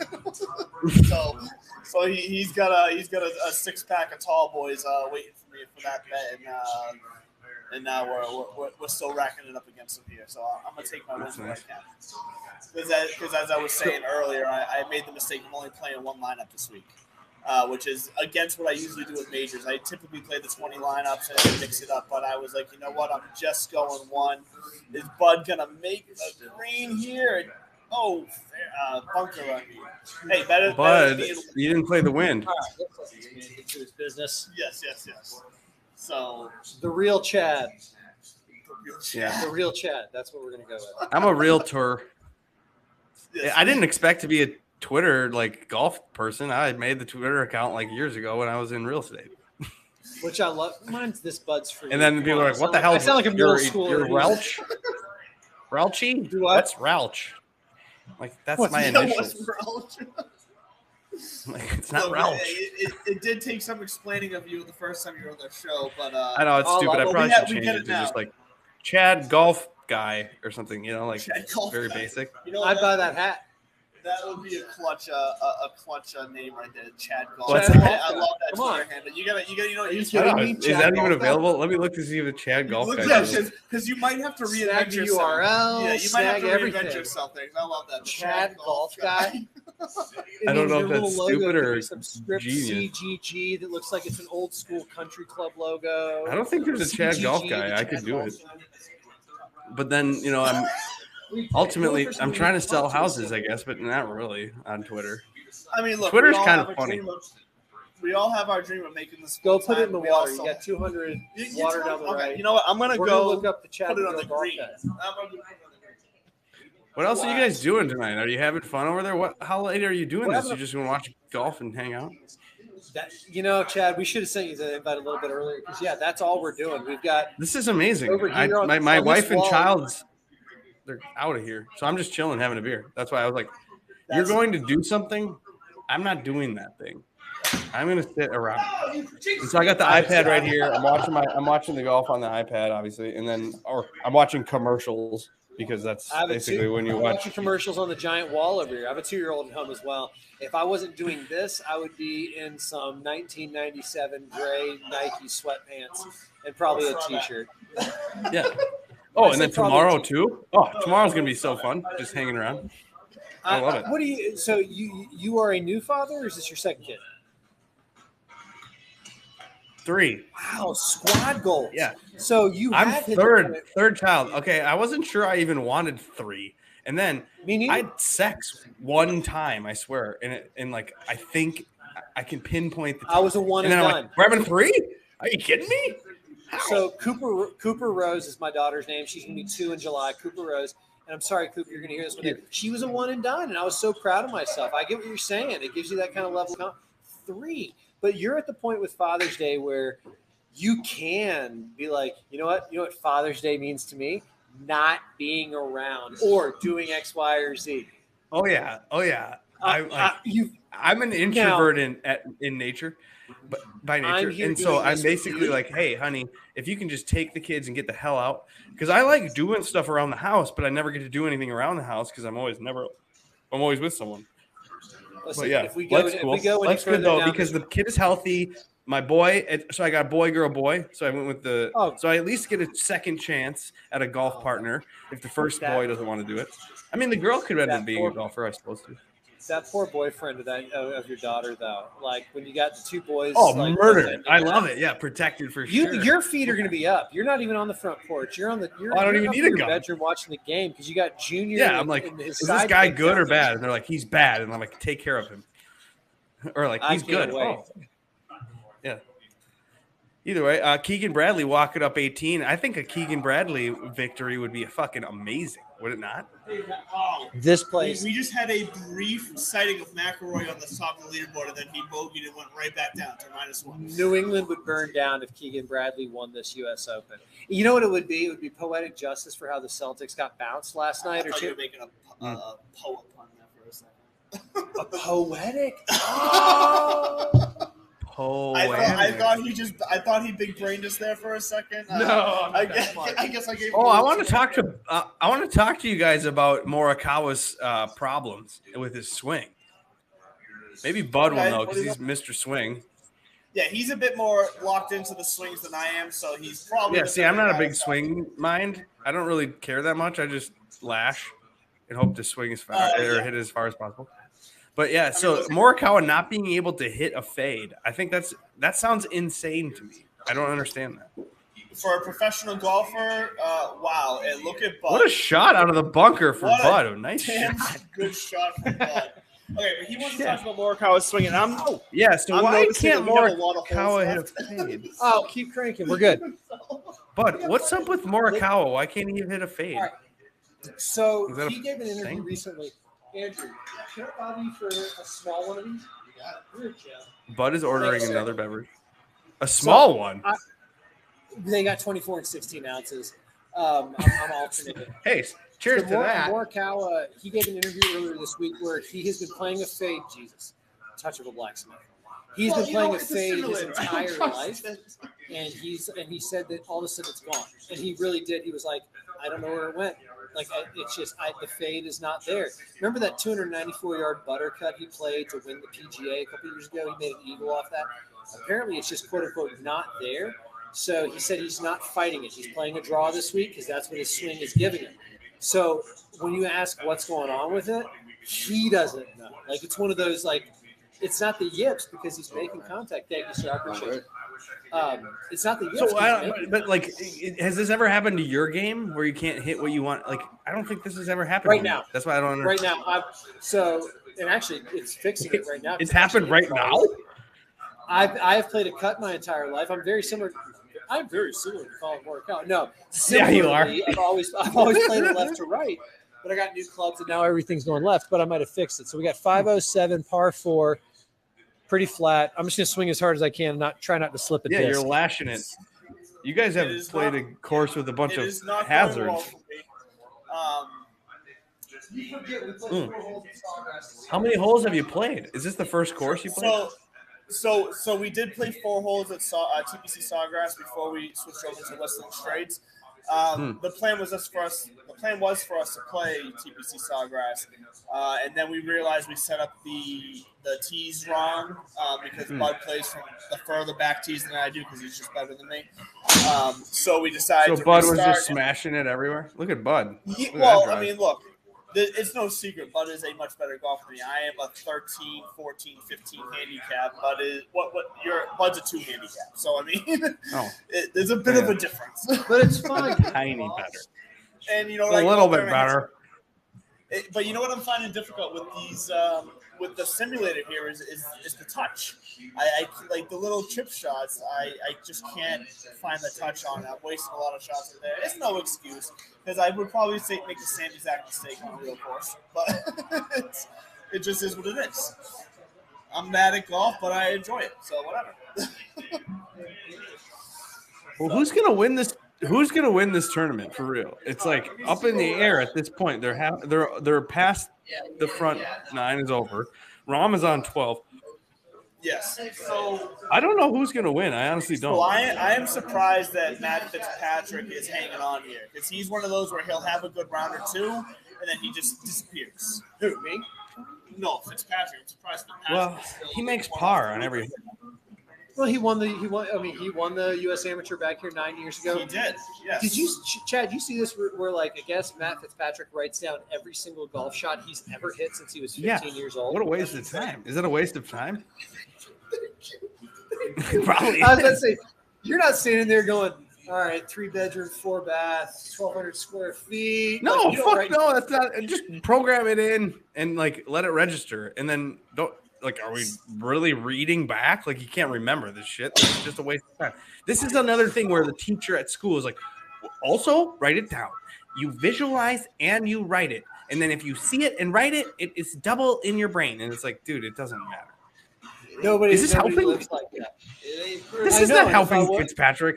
If he's going to win, it's not because he's written down the – like, that's not why he's going to win or lose.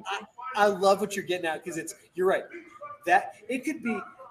It's a quirky habit. That's all it is. That's not why he's winning. That's no. crazy. Now it's like superstitious. Like I can't stop. I've done it forever. Yeah. So then it's like, oh my gosh, this is preventing you. You're not focused on the next shot. You're focused on writing down what the hell you did, which is a waste of fucking time.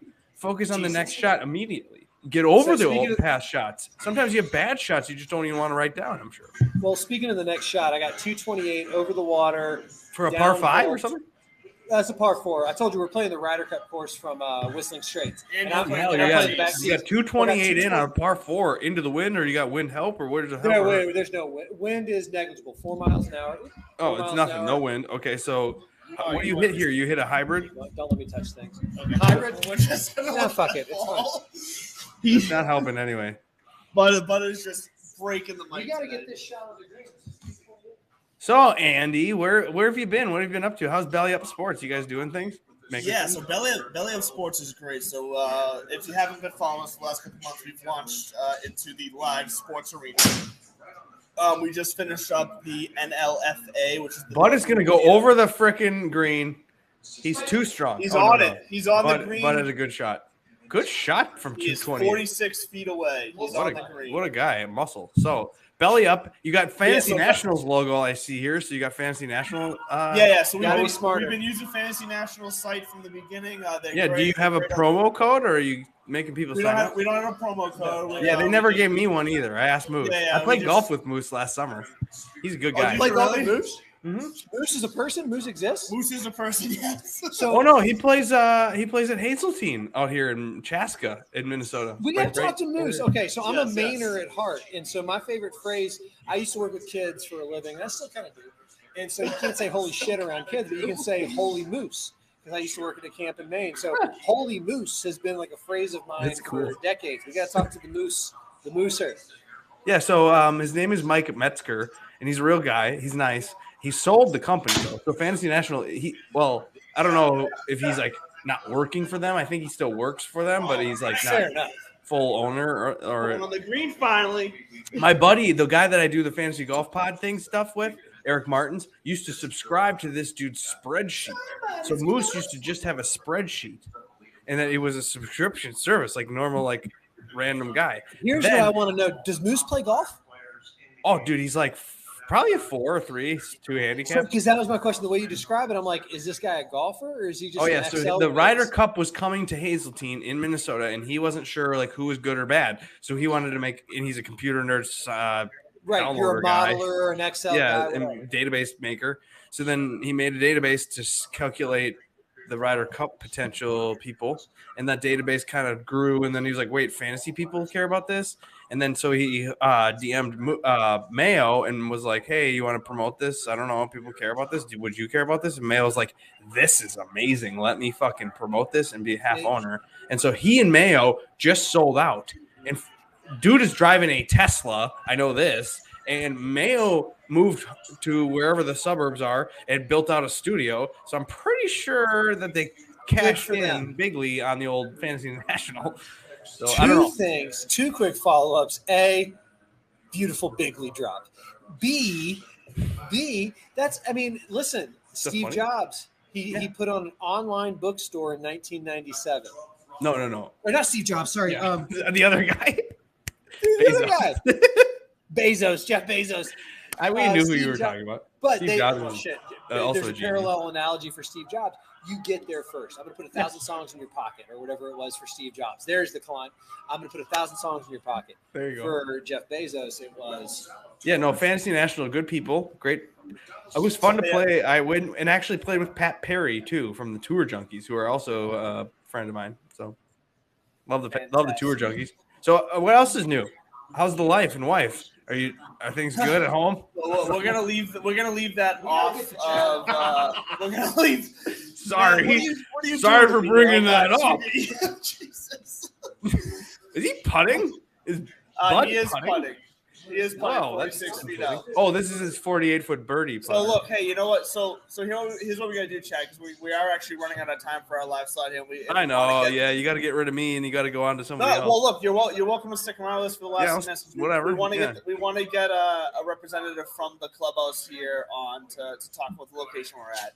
Cool. So we want to give them the shout out. So you're welcome to hang out with us if you want, or if you want to take this minute to tell us where we can find you. It's up to you. I'm at Edina Rilchi. I am also doing the Fantasy Golf Pod stuff on YouTube, so you can go there, or iTunes. YouTube, okay. But yeah, I do a show on Monday where I do a first look sometimes when I have time, and then I do an ownership projection show. It used to be sponsored by Fanshare Sports, but I've left. There's no sponsor.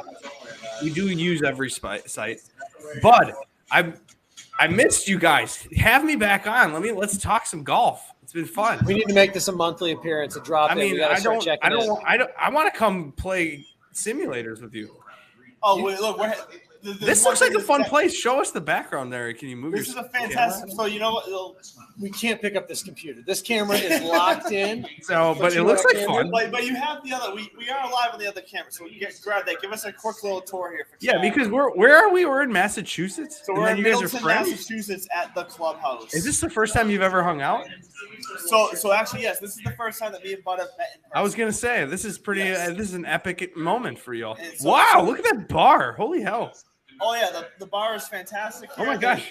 What are all these things? They're like these are all simulator stations. Wait, so here's the thing: there's 10 total simulators. There's a full bar. Wow. 11. You might as well just come on now, man. Come on and join you. Look at the pool tables. Holy shit! So these are clean. Look at that clean. Is this brand new? This must be brand new. Sorry, I keep. What's up, homeboy? Talk right into the mic. Oh, now you're muted. Well, I'm looking at ping pong tables and couches. I'm looking at clean TVs. I'm looking at bar stools, and we're looking at places to put a beer, a couple places to play some of that. What is that game called where you throw the little thing across? Shuffleboard. Yeah. We got bank shuffleboard too. So look at this. Is that people that? What? Sorry. So is this brand new? This must be brand new. No. We've been here. It looks fucking brand new. I'm a realtor, so I'm looking at the condition of the building and the carpet and the cleanliness. Looking real sharp. Look at this giant screens. How many simulators do you have? We got 11 golf simulators. Okay. Is it busy all the time then, or you got room? Not all the time. Right now, just like a golf course's season out. Is right now. Ours is during the winter when you can't golf outside. Is this the only location? Are you the only location? Sorry? Are you the only location? Yep. We just got one location. We'd wanted to in the past. Where are you exactly? Tell me where you are. We're in Middleton, Mass. So it's North Shore. It's probably roughly about 30 minutes from Boston. Okay. But yeah. So. All right. Awesome. We're probably like 20 minutes to a half hour from the US Yep. right Yeah. now. Oh, nice. Around that. Yeah. So now the simulators. I'm seeing they're playing Whistling Straits. How many courses do you have? We have roughly around 70 courses. 70? Yeah, ranging from TPC Sawgrass, TPC Scottsdale. Do you have TPC Twin City? Could you play the 3M Open? What's our? Say that again. I have affinity to the 3M Open, TPC Twin Cities. Twin Cities. So we don't have that one. Oh well, it's a shitty course. You don't want to play it anyway. Oh, all right. Chad, it was just kidding. I it's the where I live closest to. But anyway. So in that vein, how does a new course come online? Like, how does that work? So it's pretty hard to get because you have to get the licensing from the course, but we're not the ones doing that. It's the PGA certified golf simulators, which is about golf. So I don't know if you guys have ever watched the Golf Channel. Michael Breed, just a little bit. Yeah, I don't know if you guys. So Michael Breed, he's the guy that does all the instruction. He's a partner with, I think, his brother-in-law or something. I'm not 100% sure. Is either the owner or something. Cool. So we have a partnership with them. Cool. Really good golf simulators. They'll very good. They'll give you club speed, ball speed.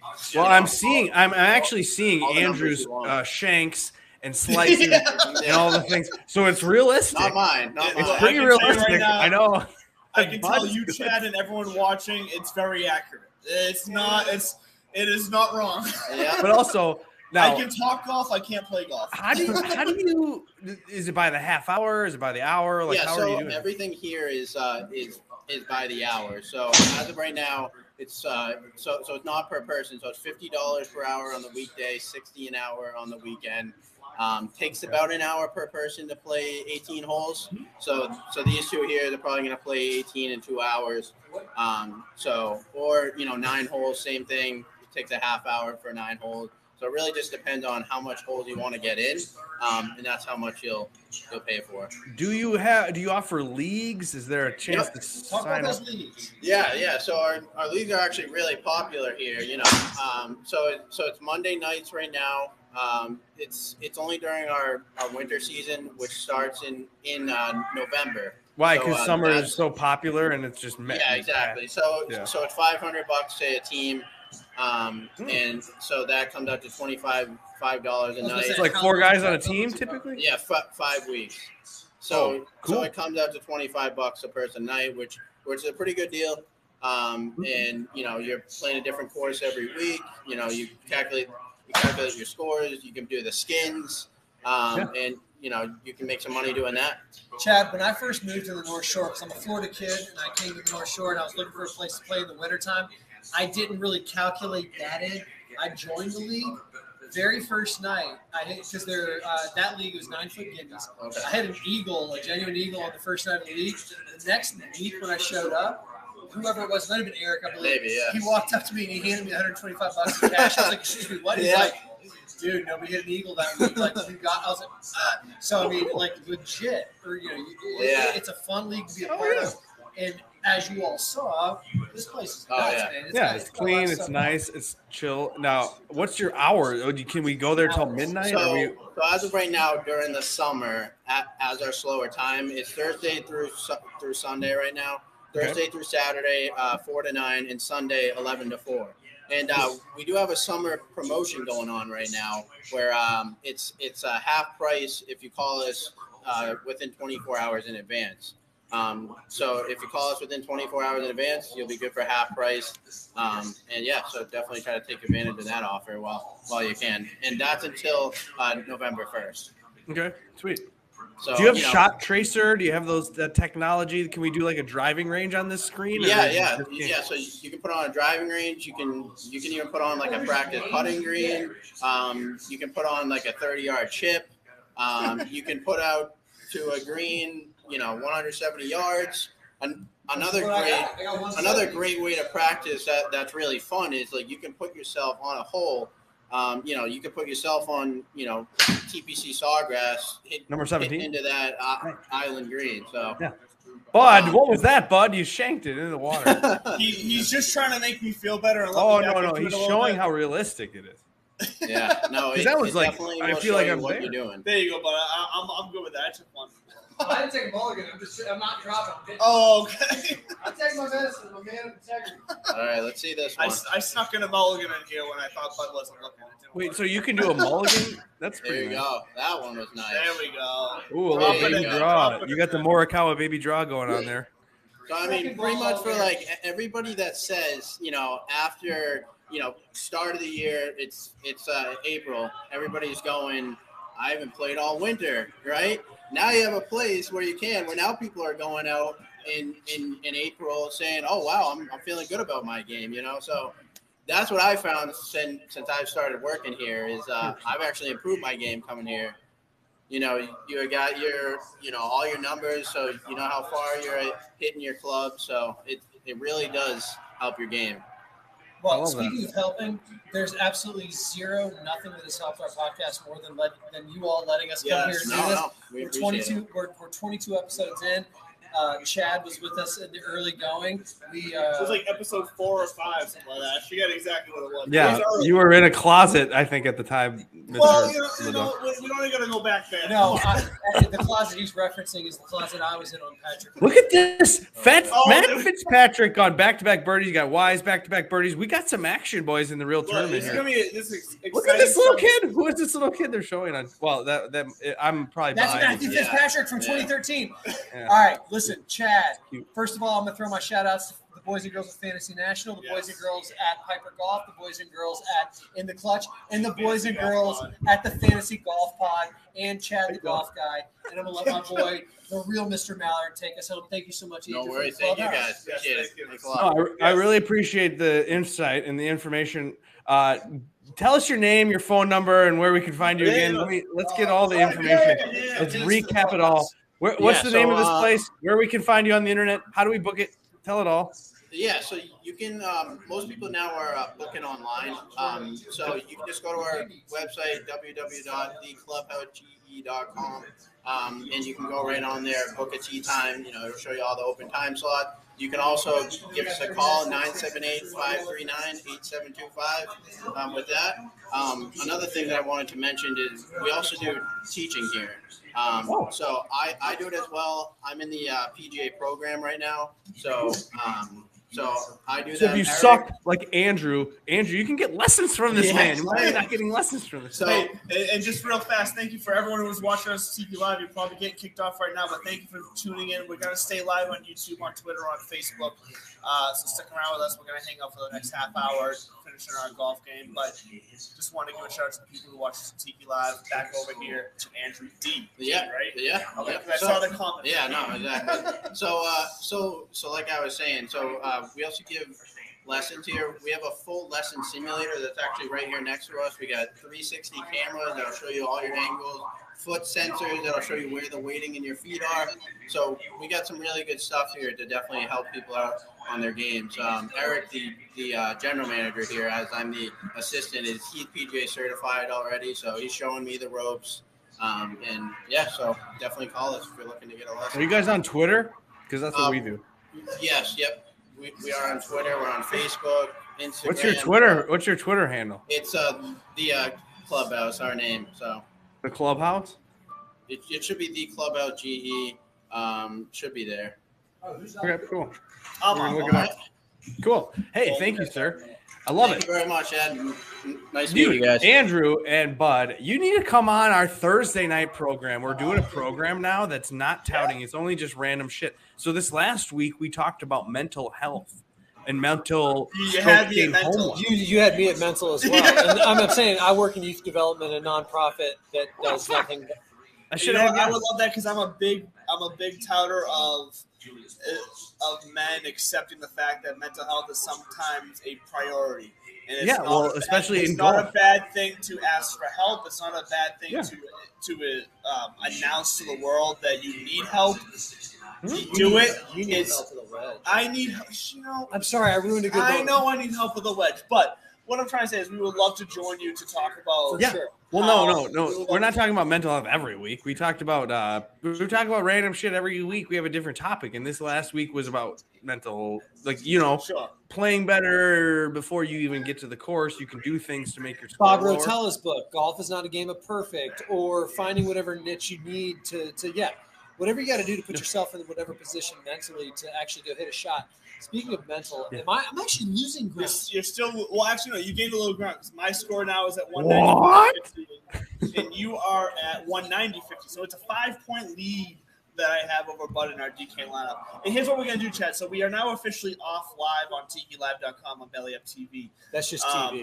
But we are still live. We are still live on YouTube until 7 o'clock. Well, I should say YouTube, Twitter, and Facebook. We are still live until 7 o'clock. So you can feel free to hang out and watch us finish our round. I want to know what's your moneymaker lineup. We still have 9 holes. Morikawa, you are bad. We gotta do this. We can do it for sure. What's your moneymaker lineup at? So the one I need. Yeah, like what? Because I only played one, and I'm at 190.50. What do I stack up against a guy like yourself who has the gravitas of DFS? Okay, so this week I actually had a friend of mine on. His name is Tony, and he taught me how to make 150 lineups. Okay. Can we talk about this in a future episode? I'd say within the next month or so. Yeah, but I don't know how to make 150. You know what I mean? So I did it this week. Here, I'll show you my bubbles. See my bubbles? Look how many fucking bubbles 150. I know, it's ridiculous. So they're all bad though. That's the problem. So I'm not very good at DraftKings. Yeah, I think he just did shit mid-sentence there. So. I did, but I've got an idea. Oh, Bud has an idea. That is scary. What's your idea, Bud? Oh God, you coming on Thursday? You want to come on this week? Oh, we are freelancing. Now we're just freelancing because we're off the main channel now. So now we're just gonna have fun. Well, now you know the truth is that's what we've done on our podcast. We've done the after show. So we used to end it after an hour and then hit the end record, and then we would talk for like another hour. And what would happen is it was like really good content. So what we've decided to do is just keep it going. And we're just like, we're ending it, but we're not really ending it. We're just going to keep talking. Well, so anytime you boys want to show up and join, promote your shit and do your thing and hang out with us. Yeah, come on our pod anytime. Thursday night. You've been one of our best guests on this show, so we would love to return the favor. And sure, best guest. No, Andrew, you're the freaking winner of like $700 off my contest at one time in Masters. Did you win $1,700? Let's get it right. Oh my God, did you win the whole thing? I won the whole thing, dude. I won $1,700. Yeah. So what did you do with that money? Is it already spent? Oh look. No, you reference the family. It's long gone. Okay. Yeah, for sure it is. Let me in the studio. All right, I got Bud back. So Bud's got the headphones on now. So Bud is just strapping up the golf club. So here's what I think he's doing here. He can hear you, Chad. So heckle the shit out of him because that's what we're doing now. We're after hours. Just right. You know, I want you to. You will not make this putt, you jackass. You just hit him with it all. I'm not on the green. What are you doing? You're like 2 feet away. Is this a chip or are you putting? Yeah, I'm technically off the green. I'm on the fringe. I'm 8 yards away, so I got like 20 feet, 25 feet, and we just got to hit a little like soft little bumping. I think we should make a comment about Scheffler real quick because Scheffler is just gone. He's made double bogey. He's on a. Is he really gone? He's down to 1 under now, dude. Scheffler, he US was Open, man. So an hour ago, Scheffler was 6 under.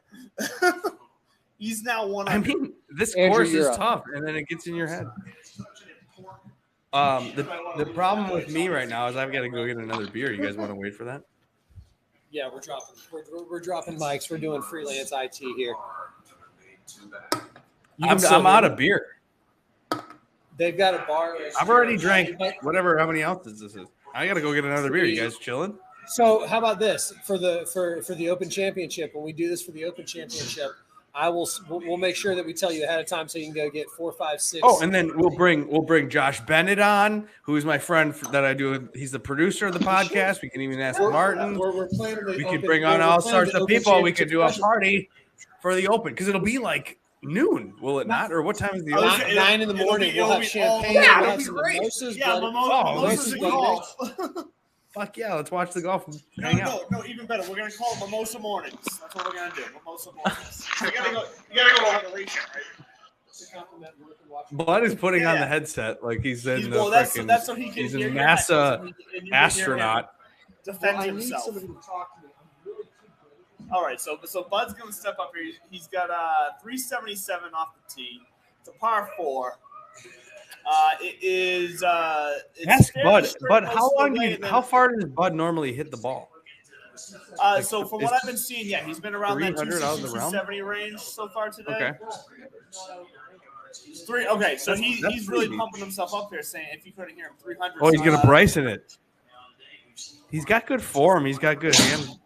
I'll tell you when the sound comes off the club, it's really good. Impressive. It's impressive. As long as it doesn't hit that little pot bunker. No. He's beautiful, right in the middle of the fairway. 288 that was really good. Dead straight. That's fantastic. 288. And you know what I'm going to do? I'm going to go up there right now, and I'm going to skull it, and I'm going to hit it about 170 rolling into the fairway. That's what I've been doing. Well, really, what's going to piss him off is when I tell him I hit that off the toe a little bit. That is pretty good. Did. What happened? Chad, so the 3M Open, that's in your backyard? I mean, I love that you rolled it's like 15, 20 that's minutes like now. From where the John Deere's coming to town. It's like, the what? Yeah, it's like, oh, cool. And then so it's funny that like everyone's like, "Oh, you're the 3M Open guy." I'm like, I've never played the course. Don't look at the screen. You may need a mulligan. Lift on this right now. You're not getting any lift. It's the club. I'm not getting. So you need to get that dad bod beer belly moving, Andrew. Oh, shots fired! Get it going. Put it back. Throw it into it. Get it going, Andrew. You want me to talk shit to Bud? I got someone sitting just a couple feet away from us right now that would disagree with your hate on the dad bod. It's not me. It's not me. I will hate on your dad bod all day. I'm not. Use it to your advantage. Oh shit! My wife is calling. Nobody's being mean. So we. Sorry, he nailed it. Hold on, I gotta go get another beer. And my wife is calling. So anybody who's still, hold on. I'll be right back. Go do it, son. Take care of what you got to. Anybody who's still hanging out with us, if we stumbled ass backwards into the Divots and Pivots podcast, we are live from the clubhouse in Middleton. We are playing shitty golf and watching great golf, and we're having even a better time. Shitty golf. Dude, I'm like 19 over or whatever it is. We're playing. I am 21 over. You're about 9 over. Still, we're playing the Ryder Cup course in Whistling Straits. We're doing okay. Thank you so much for everybody who joined us today for the last couple hours to lament how bad our picks were, but we had some experts on with us. We had Bo McBriar, we had the real Chad. We've got some people who tell us that we didn't do too bad. Everybody's kind of hurting this week, so makes us feel better. I got 85 yards. I'm going to make this a gimme. You ready? And I finally caught it flush and hit it over the tee box. All right, well, since you're... Oh, Chad. Where's Chad? You want to go grab a beer? Oh, he went to grab a beer. So we got 85 yards. Yeah, so... 10 feet. If I hit this to a gimme. Yep. See, I told you, you're 9 over. Right. So yeah. I'm 21 over. For anyone keeping score, I am 21 over. So you're 6 pack up on me right now, right? Yeah. I'm going to go double or nothing right now. Well, I mean... To be determined with this final score. Yes, right now. I'm a 6-pack up. I'm going to go double or nothing. I shoot this within 9 feet. It's a gimme. All right, so if anybody didn't hear this, Bud is betting double or nothing on the 6-pack that I am up on him. He's going to put it within 9 feet for a gimme. He is 85 yards out. He's going uphill, and this is his second shot on this par 4. So let's see what he can do here. First of all, he's got to line up the ball correctly. If anybody's asking, I'm hitting a sandwich, 56 degrees. He's hitting a sand wedge, 56 degree for 85 yards. And let's see what real golf looks like.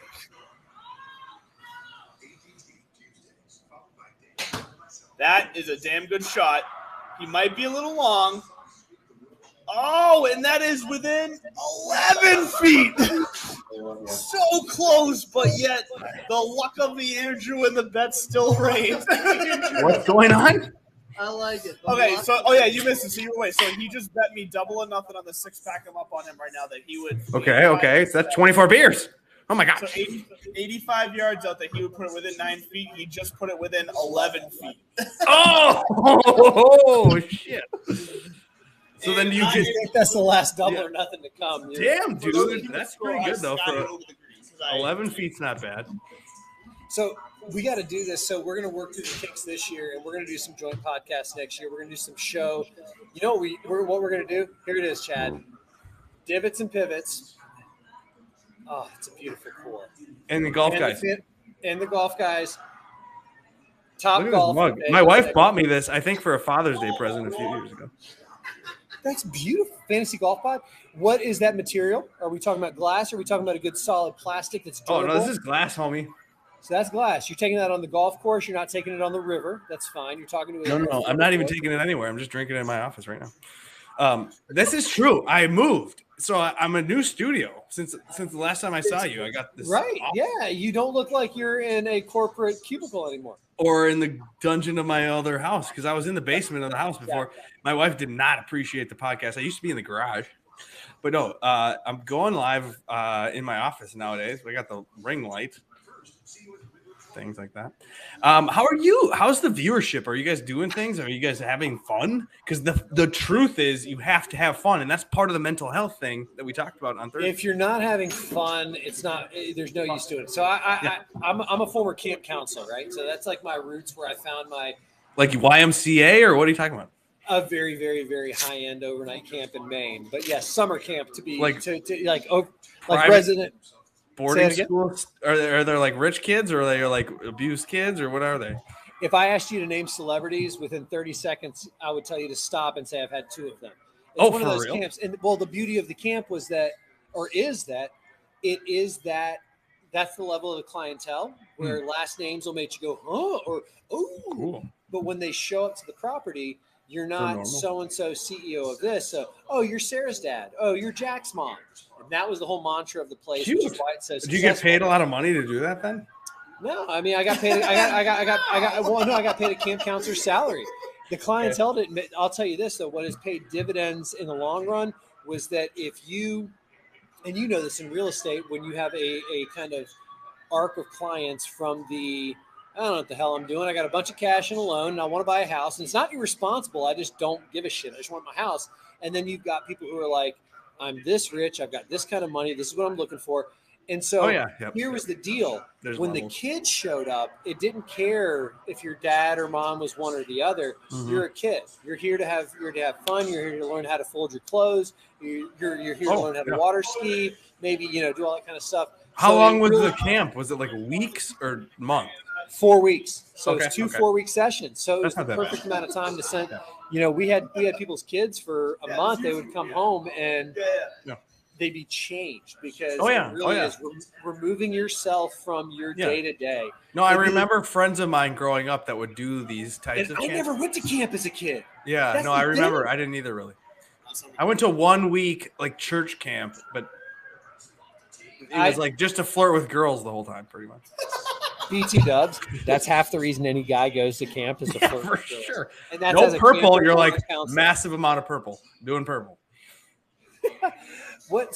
Things are going good. Viewership is good. Listeners are good. We're getting some good love. Good. It sounds like you're having fun. I mean, like you're at the bar with a friend. I was just about to get to the end of that, which is at the end of the day, we're having a blast. I mean, belly up. Golf is supposed to do what it's doing, and belly up is like we want to bring people together. Golf is a social activity at the end of the day, so it's a perfect kind of intersection of passion and pleasure and pain. Because the pain would be the golf. Well, so Bud, if I had to ask you like to pick a golfer to win this tournament, can you even do that? Is it impossible? To want or to think? Like who do I think is going to win, or who do I want to win? I guess aren't they both the same or no? They are not because who do I think is going to win? Who do I think is going to win is who I'm going to play in my DFS lineups or so my quote unquote other league is the one where we take the Bovada odds and you get 4 tiers and you pick one from each tier. Your money is your points. That's fun. And that's the one too, where who I think is going to win is not who I'm going to bet on because my brain is not bigger than my heart. I'm having fun with DFS in the sense that it's finally a form of gambling. And I do say gambling because it is gambling. And no matter what you tell yourself what you want, it's gambling. It's a form of gambling that I have found an emotional, mental connection to that is not out of control. Where it's almost like it's not an addiction I can stop anytime. No, it's something I'm passionate about. My wife knows about it, and I've got a certain amount of money that I go, I'm gonna go have fun with this. So it's blow money. Yeah, for sure. Yeah. And you all were the ones who opened my eyes to it. It was jumping on this podcast and talking to guys like you, where it's like, holy shit, there's another layer to this game that I play and I love and I know. Speaking of, I'm gonna go make this birdie putt. Yeah, because so this should be interesting because we got about 12 minutes left in our simulator and we still got 9 holes to go because we've just been shooting the shit. No, that's what you wanted though, is it not? It's exactly what we wanted. It's been a fantastic day. It's been a fantastic live show. And look, if you're still hanging out, listening to us on YouTube, on Twitter, on Facebook, this is something you can expect from us again in the future, most likely from here and it just turns right on them. Most likely what you can see us here again at the clubhouse here in Middleton. We're going to make this kind of our home course as far as indoor events go. So if you're still listening, hang out with us.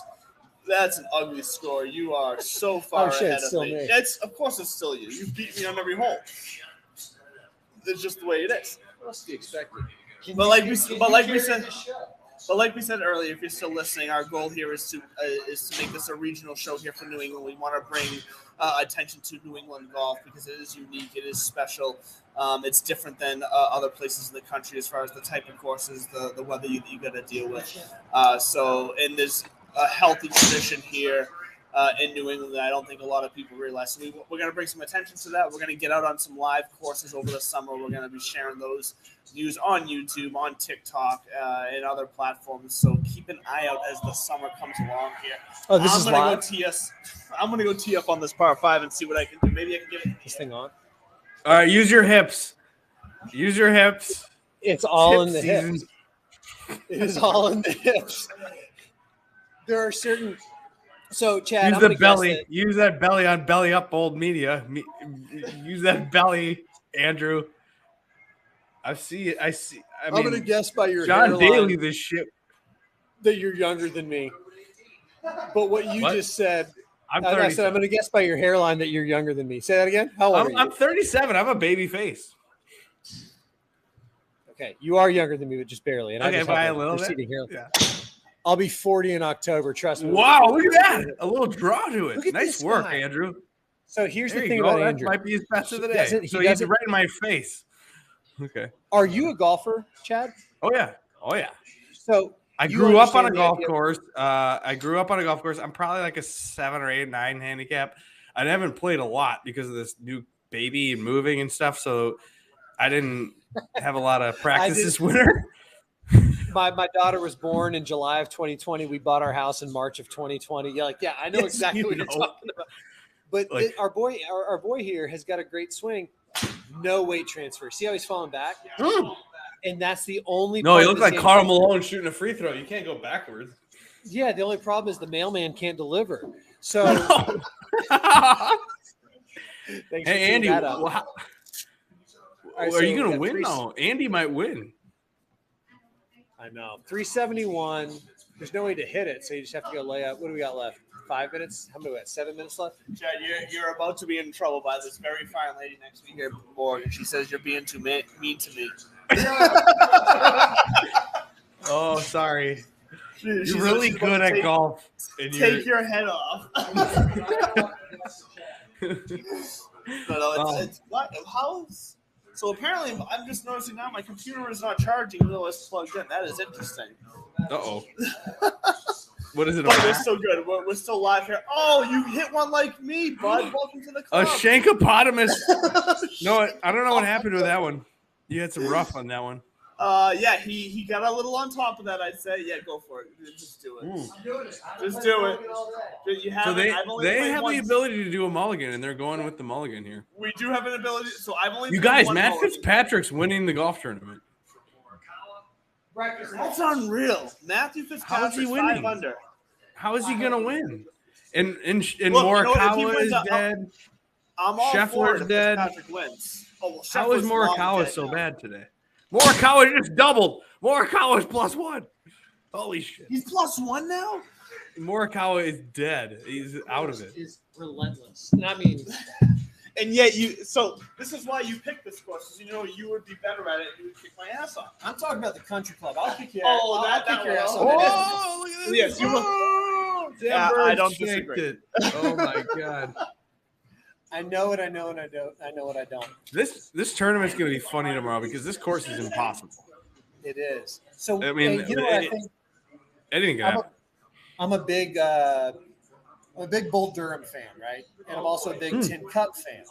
I'm a big Kevin Costner guy. Shocker. And so they talk about the gods, the juju, the vibe, the feel. And we've had a couple of guys come back from 7 behind, most notably JT at the Southern Hills. Yeah, it was my best friend was there in Tulsa. I didn't go. He sent me the hat. Mm-hmm. I think, Chad, what you just kind of tease is what the gods are setting us up for. We're all up here going, oh my God, Morikawa's doing this, McIlroy's doing that. The gods have something else. They've got a name that we're not saying, that at the end we'll go, yep, it was his time. It was his time. Somebody's sitting there 6, 7, even 8 back, who's got a 66 in his pocket, while everybody else has got a Sunday 72. And that's where I think now all of this is gut instinct. I know Dick about fantasy, so it might not shake out. It could be Mr. John Rahm sitting 3-back right now. That's my point. John Rahm is a real contender at 3-back right now. That's someone who you should be scared of if you're Will Zalatoris. Look, that Duffy guy. Remember Duffy was winning? Yeah, now he's +7 or whatever he is. Yeah, he's god awful. back to normal. Yeah, we knew that would happen. Well, but that's the beauty of the U.S. Open is that water finds its level at the U.S. Open. Totally. I love that you said water finds its level at the U.S. Open. It's so true, though. It is so true. Or like Hayden Buckley or Nick Hardy. What are they doing today? Well, remember Adam Hadwin was winning after round 1. He was up 1. Yeah. They're showing him putting right now. What's his score right now? Let's see. He's -1. I think. He's 2 under, so he's still in it. I'll give it to him. He's still in it. But he's not where he was before. Yeah, tough to win on PGA Well, Tour. look, and that's the thing. It is tough to win a U.S. Open. Hey, that's my shirt. You gonna hit for me? No. I'm gonna be legit. You don't need to hit for me. I wasn't even thinking about it. Oh no, there's only so many hits left. We need to hit. Andy needs a shot. I'm +24 right now. Hadwin is at -2. It's crazy. Keegan is at -2, and they're in the clubhouse. Those are great scores. That's what I'm saying. If you're under par on Saturday evening at a U.S. Open, period. Hadwin would be the craziest win, and that's what you're kind of getting to is like a guy like Hadwin could win, and then you'd be like, oh, cute, Hadwin gets a major. Yeah, and this would not be a major where you would say somebody came out of the woodwork to win. We've had those.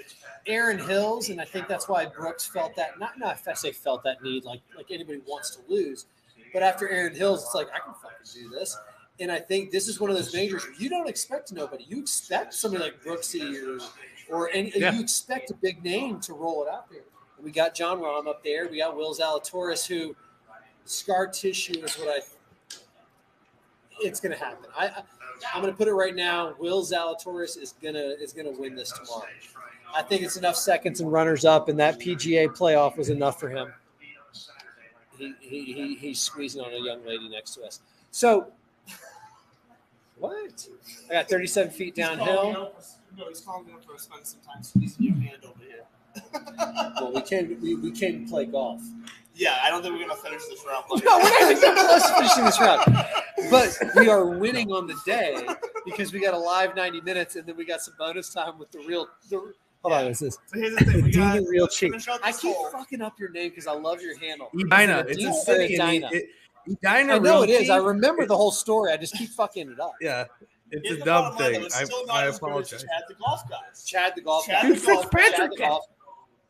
Do what? Yeah, should I change my Twitter handle?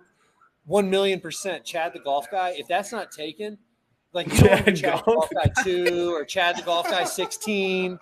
What'd you say? Or 59. You don't want to. Yeah, you want to be Chad the golf guy, not Chad the golf guy 6. No, I don't need a number. Yeah. Look at Fitzpatrick. He looks like he's 27. They're open for a while, but yeah. No, I know. So we're gonna finish out this hole, and then we're gonna have a couple minutes left here, finish off. So. Oh no, my family's about to get home. I got to do like dinner routine. Yeah. So I want to give you a chance here, Chad, to shout us out where we can find you, what you got going on for content right now. This is your time on the floor here. Tell us all of our viewers where they can find you. Okay, well, I've been doing content on Twitter for a while. I've actually been doing content on the internet for a long time. Since 2003, probably, maybe even 1999, I had my first website. It was called myfantasyadvisor.com. But either way, I'm doing tweets. I tweet out the narratives. I do some lineups. So I build lineups that have themes to them each week. So if you want to kind of get an idea of who the ball strikers are and how the recent form guys, and kind of just gives you a little. So I've noticed that you post the different types of themes, and I love that approach. Yeah. Okay, so that's one of my tweets. A theme to like the winning lineup. There seems to always be a theme. So you take that approach, it makes sense. And most of the time, it's ball strikers. Try to just take a ball striker who's playing well. I also tweet out a house bet. I do all sorts of random other shit. I have a beer gut brain model, so I'm making a model. Well, I'm more mocking my friend Josh Bennett, who has a real model and like cares about stats and like has calculations, where I just go and I just like go, I like this guy. So I'm mocking the shit out of these Chad, models. I'm gonna give you this one.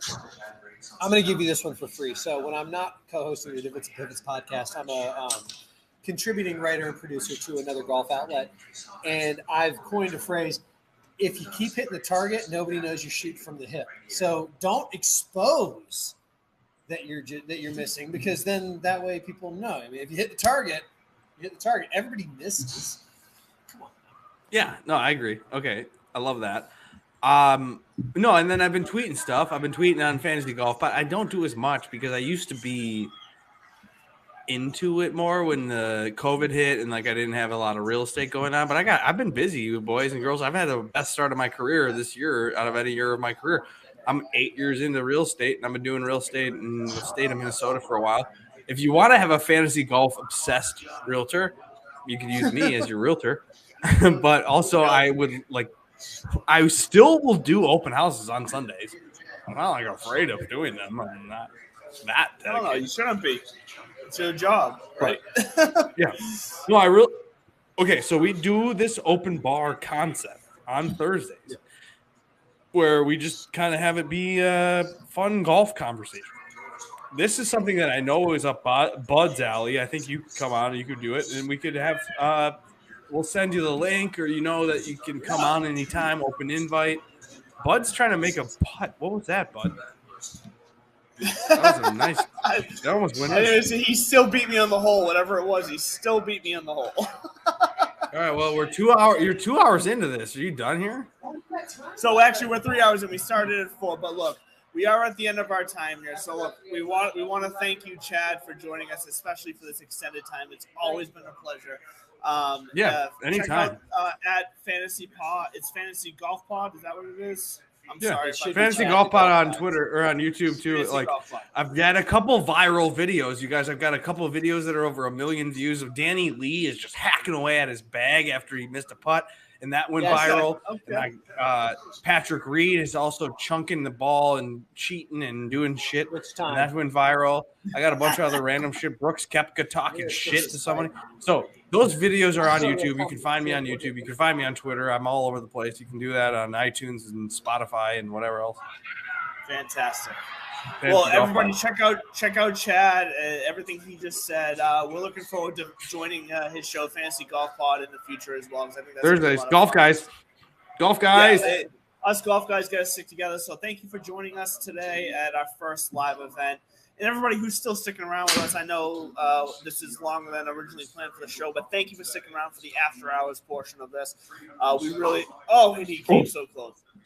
We really appreciate the love and the support that you give us. We wouldn't be anything without all of you watching us right now, so thank you so much for that.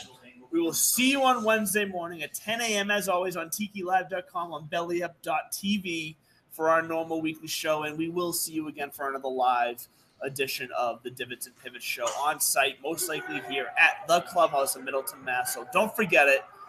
And we will announce the winner of the Piper Golf hat on Wednesday on our show. So stay tuned for that. If you entered, we will announce that on Wednesday. We love you all. Thank you for joining us.